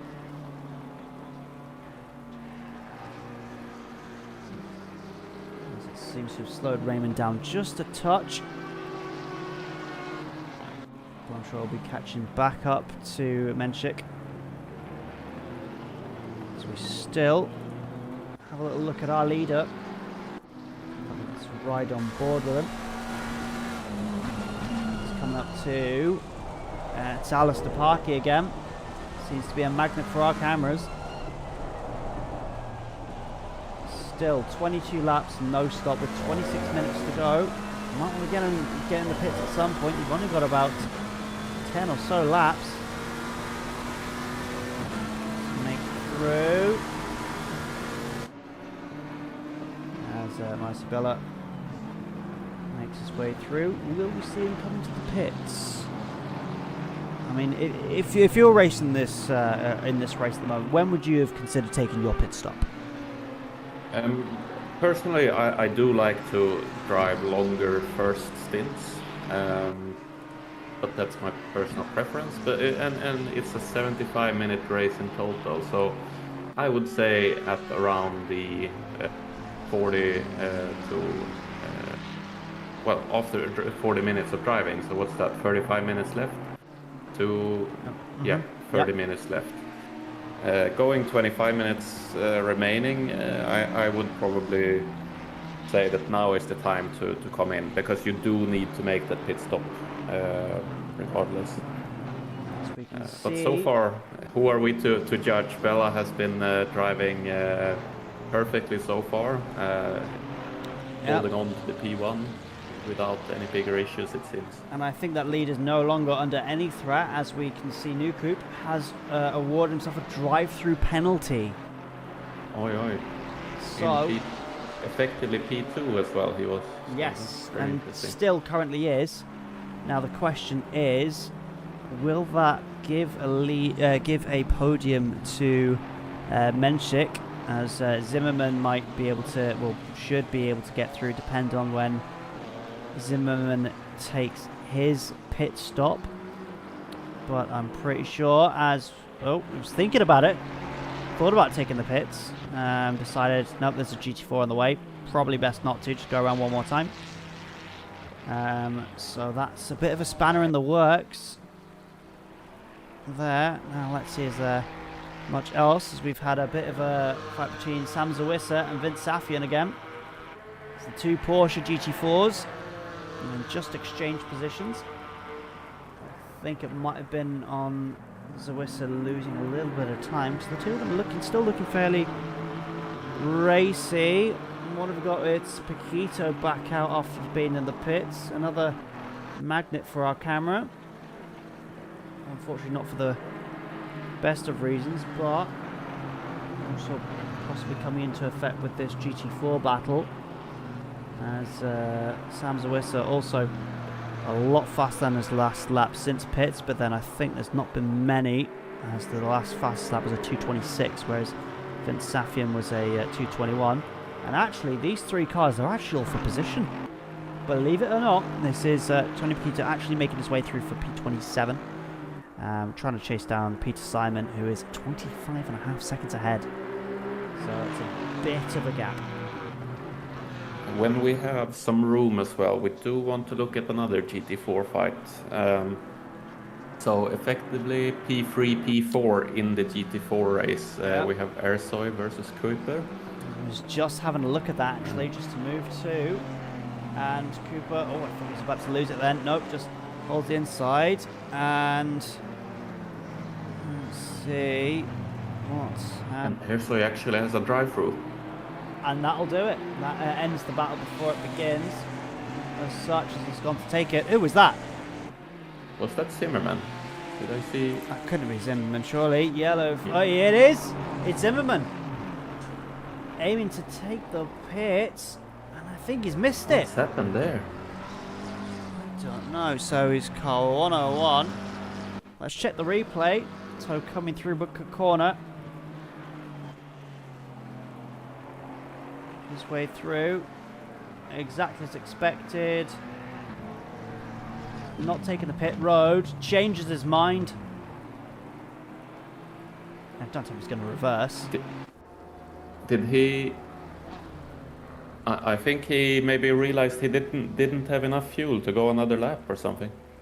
Well, he's made his way into the pits now. I'll have to check if that was reversed, because I'm not sure if that's entirely allowed. Either way, that's given Misha Newcoop a second lease of life, and Anthony Menschik on your screen will be licking his lips seeing that podium just appear, as long as he doesn't hit William Vaughan. That'd be a good idea. Doesn't. Both of them very respectful, very sensible, very safe driving around Copse Corner. And that also means Tanner Raymond will also be licking his lips to see if he can snatch that podium off. So P3 is not sorted yet. Yes, and I thought Tano just was having a scrap with the GT4s. There's a lot of GT4s around him. But yeah, he seems to be fine. Hopefully the GT4s are as well. As we ride on board with Zimmerman, day goes from bad to worse. Has now been awarded with a stop-go 30. On top of missing the pit lane, reversing, going back in, and now has been taken a stop-go 30. So a bad day turns worse, as I think we've just had a retention for the lead in GT4, Stuart Woolley, as Nate Fox has been trying to overcut as long as he can. And I think he's just leaving the pits very shortly. But Willie retains the lead. And does Henrik Cooper make his way through ahead of Nate Fox? He does. The overtake has been made. Is Fox is just leaving his stop now. So that was a very long one. I think there might have been some damage that was being repaired at the same time. Which caused, of course, that. Louis Franco also in the pits. So, as we see another Dominic Zimmerman, he's having another moment. Let's have a look and see what's happened here. It's down as an accident. I think someone driving angry always makes more mistakes. He does. Ooh. Just tries to avoid Sam Zawissa. Oh! What happened there? That will be something to look at afterwards for sure. Yeah, that'll be one for the stewards. I wouldn't want to call that one myself. But yeah, Dominic Zimmerman. Stop go 30. Still trundling around. He's now down in 7th place. Igor Shutenko is taking the position as Zimmerman comes into the pits. The last thing he wants is to be speeding. I think that was okay. Yeah, it looked fine. But let's see. That's up for the digital stewards to determine. So we'll pick up on Tanner Raymond, who is making his way past. Once again, the black and mustard Aston Martin of Paquito. Racing through, trying to catch Anthony Menchik, who has had a really strong race, been consistently up in the top 5 and has kept it clean, and I think has earned that podium, as well as Tanner Raymond. To be fair, the two of them have definitely earned the positions that they're in, or the reverse of either, just by keeping it out there, keeping it quick and keeping it clean, which I think is more important than being someone very quick and having a few incidents. A bit like Zimmerman, wouldn't you say? Yeah, absolutely. And this is, I mean, a lot of people when they start their, let's say, sim racing career, they start with shorter races, 20 minutes or so per race. And then, of course, a lot of it is about being super quick, hot lapping on track. But this is often how it looks like when you go on to longer proper races, which are, yeah, this is 75 minutes, but sometimes you have 4 hours, 6 hours, or even longer races up to 24 hours. And then the consistency and staying out of trouble, the biggest skills that you can have, I would say. Speaking of staying out of trouble, there we go, sir. Drive-through penalty in the rather striking red Lambo. We have seen many drive-through penalties tonight, haven't we? I think that's mainly for track limits, given the nature of Silverstone being a very fast track and needing to use a lot of curbing, especially on exits, as we can see perfectly demonstrated, as I mentioned it. Thank you very much, commentator's curse. I think causing a few of those. We saw it with the Euro a little earlier as well in the GT4, as Raymond, I think, has just made his way past Menchik. Something must have done a mistake, yeah. Something must have happened. Might see something come through on the highlights. Nope. Nothing I've seen. So the race is on for the podium. It's down as delta by 2.3 seconds. Matteo Bella finally putting in another rapid lap after taking his pit stop. Marcio Bella still leading the race by 55 seconds. I mean, that is he's been a beast this race. Yeah. I think I've raced him a couple of times and I think he's won. And all the races I've seen him take on, I'm surprised that I haven't seen him in one of the larger endurance races that we said we would mention a little bit later on. Of course, Racetrim take part in a few ACM larger events. Now they're a little bit more, they'll have their live stewarding, they'll have larger briefings, and they'll do longer endurance races. So 24 hours, I've done 24 hours of Bathurst, and we've recently just had a 24 hours of Kyalami. There is an 8 hours of Nürburgring GP coming up next week, as well as other long-form events. I believe there's 24 hours of Nürburgring full stop. So that'll be the Nordschleife coming up a little bit later on in the year as well as a multitude of other longer endurance races where it's a different beast compared to racing a single race like this. You'll be racing as a team, you'll be having the same setup as a team, you really bond with that team. And to be fair, when you're driving in those long races, you need a spotter with you. So it's not mandatory, but heavily advised to have a spotter, just watching around what you're doing, just to make sure that you're not coming into contact with any cars. Keep an eye on if you make any track cuts, strategies, so that you can focus on the driving. And those are, when you do your first one, it feels like a completely different experience. And I know I've been hooked on that sense. I'm not sure about yourself. Yeah, absolutely. I think still the longest race I've done is, I don't remember if it was like 3 or 4.5 hours. And that is a good chunk of time as well. We did it in a team of 3, if I remember correctly. But I am very excited to get on to some 24-hour races as well. That is the big dream for a lot of these GT drivers. Again, like we spoke about earlier, I think the key for getting into those longer races, you want to know that you have the consistency to not get the drive-through penalties, to not end up in car crashes. Even if it's someone else's fault sometimes, there's usually a lot you can do as a driver to avoid incidents. And that takes a certain skill to it as well, not just to avoid causing incidents yourself, but to avoid becoming part of a bigger incident, let's say. Absolutely, and I think those are crucial in the 24 hours. The whole point of that is, some people start racing their way through at the beginning of the race, try and get the track position earlier. When you have 8, 12, 24 hours to go, you have plenty of time to claw that time back. I think we'd had an incident, if I use the Bathurst race as an example, we'd had an incident fairly early on. There was a couple of moments, and then the latter half of the race was just spent reeling cars ahead in. We had the same thing in Kyalami as well. It was actually an issue with my kit. My pedals seemed to have had an issue where they was just slowly ramping on the brakes. It was like having an engine failure. And it was on the exit of a blind corner, and we were on the racing line. So there was a huge incident. I thought there may have been a server restart. There wasn't. Because it's such a large incident, it could cause issues for servers going on that long. The server actually remained completely fine throughout.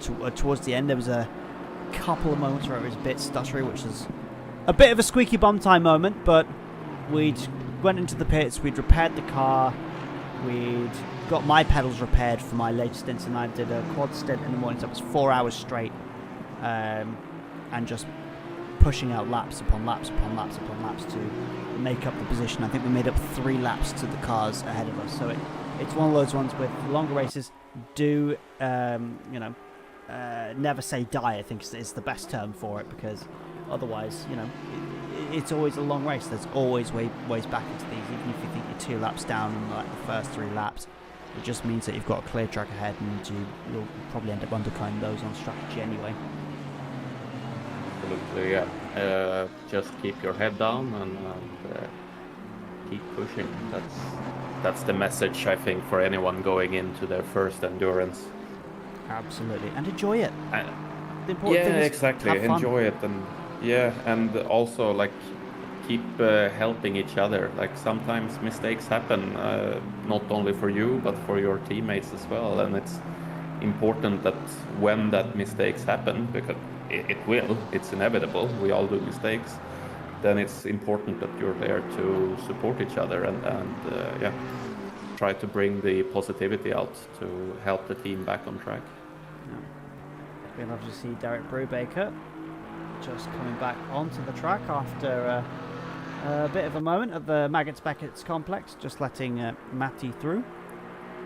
And that will be for position, actually. So that's for 21st position, taken for Matty. That's 10th That's 9th place in class taken. Zimmerman's coming up to try and make up for lost time, as he's now currently last of the GT3s who's not been passed by any GT4s. That's 19.2 seconds behind Alice Schupp-Müller. And she's making her way through. Still seeing consistent timing though. She's gaining a fair bit of time compared to last lap. Callum, I do want to jump over to P18, Will Vaughn. He is quickly... Oh, there was a car on track there, yeah. Peters. Peters, yep. But yeah, Will Vaughn is starting to catch up on Euro here. Absolutely, so just as we reach the last 10 minutes, so Marsabella leads GT3 by 65 seconds over Misha Nuskup, and he's 13.5 seconds ahead of Tanner Raymond in third, closely followed by Anthony Menchik and Alistair Parkey as well. So our top 5, 3 of which have been very much in the limelight for a lot of it and have been, I think, probably some of my drivers of the day so far. GT4 lead is being held by Stuart Woolley, who's 43 seconds ahead of Henk Cooper, who is actually quite fairly new to Racetrim and has shown some great pace so far. Nate Fox doesn't race very often, but is always quick and consistent in third place, only 7 seconds behind Cooper. And behind Fox is our poleman for GT4, Max Herrera, and who's being chased here fourth place by Ursoy, who is currently in P16 overall, 5th place in GT4. And this fight, as we're getting Vaughan chasing down Euro, that's for 6th overall in GT4. Car ahead is not Euro, that is one of the GT3s on their way past. As we're seeing Vaughan in the Porsche, having a very nice line through the village. Great view of the splitter heading down, seeing some of the curbing and the lines there. Really good sense of the speed that these cars take. They look slow motion compared to the GT3s, but they are nice and quick. The BMW ahead. Ooh, goes off a little bit. But Uro has actually gained a little bit of time on Vaughan in this last couple of sectors. Pulling away slightly. I think something else has happened with Zimmerman. Has that damaged the left-hand side of the car? Let's have a look. Showing his yellow flag on here. What's happened? Nope, that was there before. I think, oh, just getting very close to the wall. Having to slow right down. And that's Newscoop making his way past, opportunistically.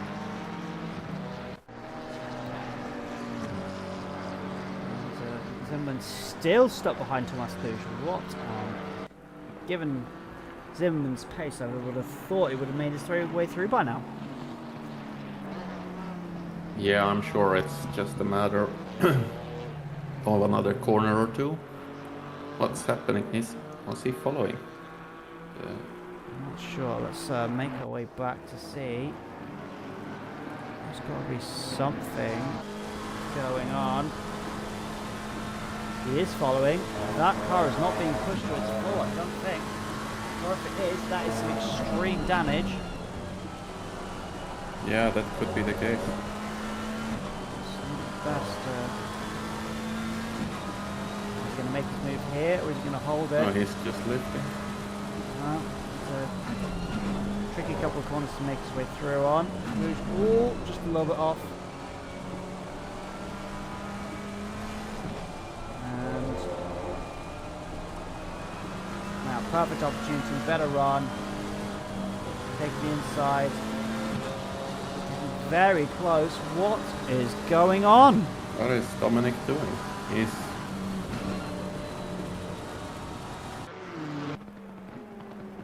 Alright, I think let's jump over to... Yeah, there is about to say Mensick is caught back up to Tanner Raymond, so our there's plenty of GT4s, and it looks like Zimmerman's finally made his way past Thomas Kluge there. I'm not sure what was going on there, but this has also caused an interesting situation with 5 laps to go between these two for the podium, so I think this might be the fight for the rest of the race. We might have another yellow for Luca Peters, who's been struggling in the rain for this one. It happens especially if they're fairly new or inexperienced with, especially wet weather driving. I know I've been there, guilty of that myself. And but one of the benefits of being one of these communities is it's an unfortunate moment. Don't think there's much that I could have done. So he mentioned he was expecting Cluj to move forward when he didn't. But as I was saying, I think the important part of one of these communities is everyone helps each other lift off. Now, for me, I've got 10 years of sim racing experience, but I have been self-taught all the way through. And there's a lot of drivers who've gone up to pace with myself a lot quicker in a lot shorter amount of time, just because of the wealth of experience that these communities teach others and have taught me as well. You know, I can speak about the experience that I have and the amount of time I've kind of had kind of trial and error moments, but these communities are still teaching me to be a quicker and safer and more consistent driver. So these communities are really a wealth of experience straight away.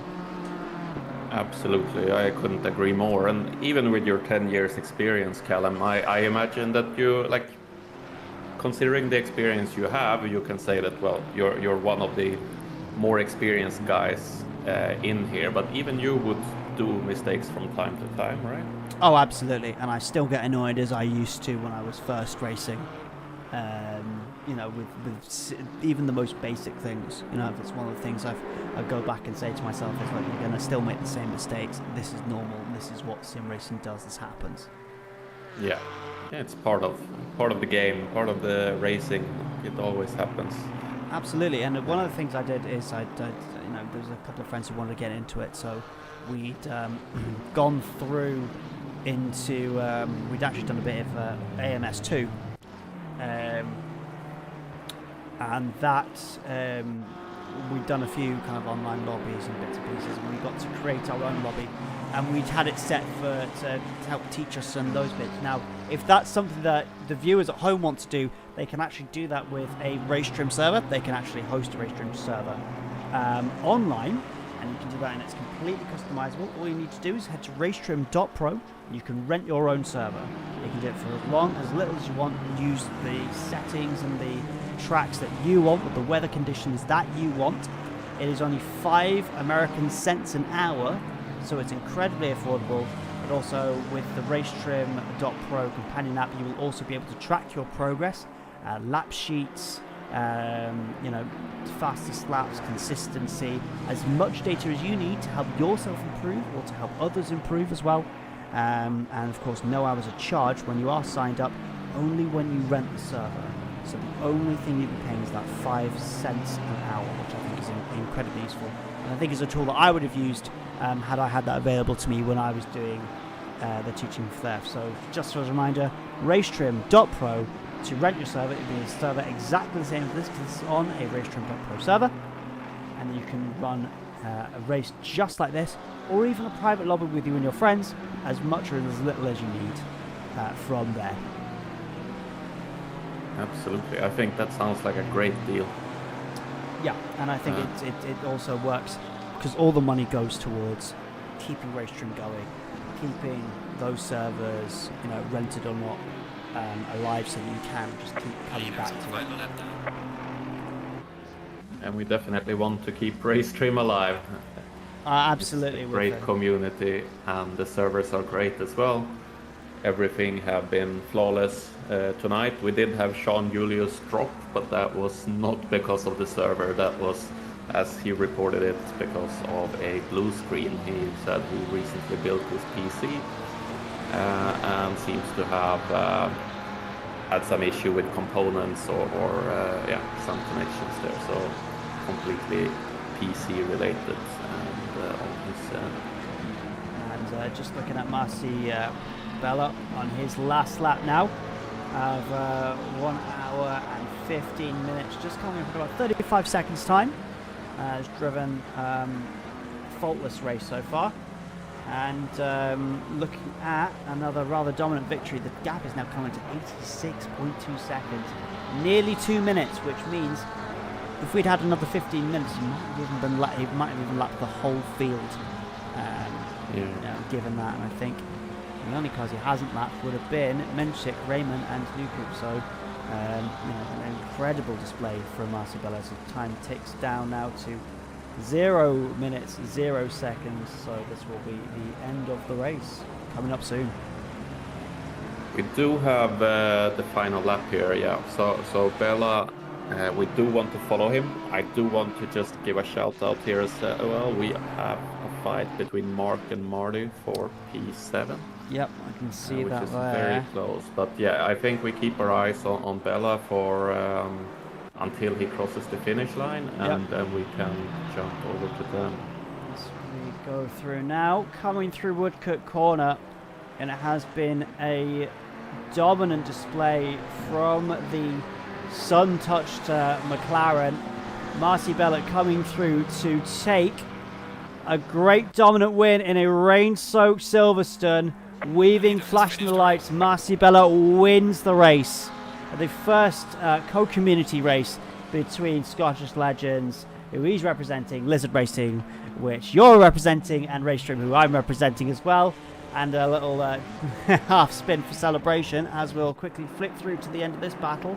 So I think it might have just tapered out a little bit as we get through, crossing the line as it remains. So I think we're getting to the last half of the lap for the cars behind, as we'll also get to see Stuart Woolley in the GT4 currently leading the end of that race as well. Woolley, again, not been on the cameras very much, but it has a rather sizable gap. It's 15 seconds, 50, sorry, that being 5-0, to the cars behind.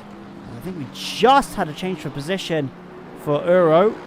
I think just at the end, taking 5th place off of Ursoy at the end in GT4. I think Ursoy has just been in the pits. I think tried to pull the old Schumacher gambit, which I don't think has paid off. But regardless, Stuart Woolley driven another great race. It's one of the fastest races, or at least one of the most skilled races, I think, in Racetrim. Even if it isn't ultimate pace, it is still genuine racecraft and skill. As Stuart Woolley comes through to win the GT4 race for Racetrim. So the lead Racetrim car finishing as well. So congratulations to both. I'll run you through the podium as it stands. So Marcy Bella takes the win. Misha Newcomb in 2nd place. And Tanner Raymond on your screen with, I think, perhaps the driver of the race outside of Marcy Bella for 3rd place after all of that. And in GT4, Stuart Woolley wins, Henk Cooper 2nd, and Max Herrera has made his way from pole to 3rd after having a few issues, so he's really kept that pace going. Nate Fox only 1.8 seconds away from the podium at the end there, so a big congratulations to all drivers. Just beautiful to see, and just seeing cars crossing the finish line, I can see a lot of them are doing donuts as well. Everyone seems to be very happy about this event. Yeah, and I think so fun to see. The race has gone off fairly well. There's only been a few issues that we've really seen that would have warranted the stewards' attention, so I think you don't have too much work cut up for you this evening. So that's at least gives you an opportunity to congratulate all the drivers and have those there. Now, at the end of that all then, I think we might be able to get some drivers for some interviews, I believe. From there, I'll just see what we are able to grab. And see what we have free for us there. So give me just a moment while I see what I can do.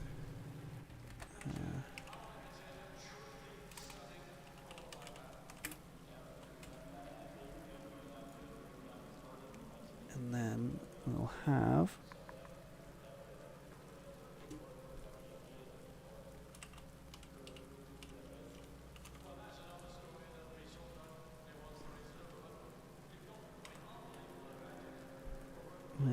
Just bear with us while I quickly set up, see if I let the interviews know that if they're happy to be interviewed.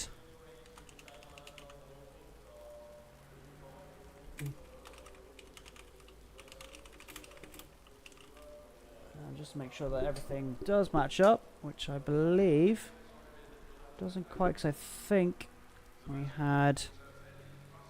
No, the podium I believe does match up. Let's see, I'm asking as well in the Lizard Discord. Maybe we get some people for interview. Let's see. From there. So, let me grab. And it looks like we can't get Max Rex. I think he's gone. And let's see if I can find him from there. I think the only one we can grab from Racetrim. Let's see if I can pull him in here. There we go. Stuart Woolley, you're in the com box live with us. Congratulations on a GT4 win. How did that work out for you? Yeah, good evening, gents. Worked out much better than expected. I had absolutely terrible qualifying starting P9. So then to go from P9 to P2 at the end of lap 1 to P1 at the end of lap 2, it was then, well, that got lucky. Now we have to run. And it looked like the guys behind were actually reeling me in at some point. And then at some point I was by myself and still pulling away. So not by skill, it feels like something happened that I have to figure out and diagnose. I don't know how it happened. So walk us through that first lap then. So you said you'd started ninth and you'd finished, you'd ended that first lap in second. We'd caught a couple of little bits and pieces, but we're kind of flicking between GT3 and GT4 as much as we can. Could you walk us through that first lap? Yeah, so with the GT4s not having any temperatures or pressure in the tyre without the tyre blankets, I was really focusing on getting those tyres and brakes up to temperature so they were ready to go. And remembering that we're quite far back on the grid. Most of us race GT3s, and we think we start further up the grid than we would do in a GT4. So it's really knowing that the lights are going to go greener earlier than we used to, and seeing if it catches anyone else out. And it seemed to. Caught a few cars before the first corner because they obviously didn't expect the lights to go green as early as they did. And it was just keep going for the gaps, keep it clean, keep your momentum up the apexes, make sure you're watching out for those rejoins. And honestly, it was just hitting all the braking points, making sure that you're staying clear of the other cars. There were two cars that went sideways in front of me. One of them was Uro, and I thought, Uro's had a really bad start. The other one is Vaughan. So Vaughan's had a really bad start. And then you look at your position, it's like, oh no, I've had a good start. They're where they're meant to be. That's weird. And again, they were tussling, and I just kept my nose clean, had the tires warm, and hit those marks. And that's all I needed to do, right? I think that's explained it perfectly, given that there. So I think one thing we were saying, and I think this would be echoed, especially from Lizard Racing side, is I think what came into play here was experience. I think it's something we were saying as you had like a 45 to 50 second gap at the end, is while it may not have been overall pace given qualifying, but it was experience that I think got you to there, part of your diagnosis maybe. Absolutely. Even between qualifying and race, I was still playing with tire pressures and dialing them in, and I think that helps, that experience of knowing that this can still be better and I know what to do without risking it. I only got my first track cut after 1 hour in, so I knew it was like seeing the amount of drive-through penalties because of track cuts, keeping it clean, knowing to not be slow while being overtaken by GT3s. Being the slower car, there is a craft in not losing time being overtaken. And, if you just say a 10th here, a 10th there, a 10th there, there's a lot of cars on the grid, and it just all adds up, doesn't it? Absolutely. All right, well, thank you very much. Do you have any questions for him? Yeah, one question from my end. So, obviously, we don't see too many mixed grids nowadays with multiple car classes. How was it being in the GT4 having those GT3s swooshing around you? Did they behave properly, or Oh, how was the feeling? Misbehaved. It was that a few of them were really battling in the wet, either with setups or tires or whatever the case may be. So then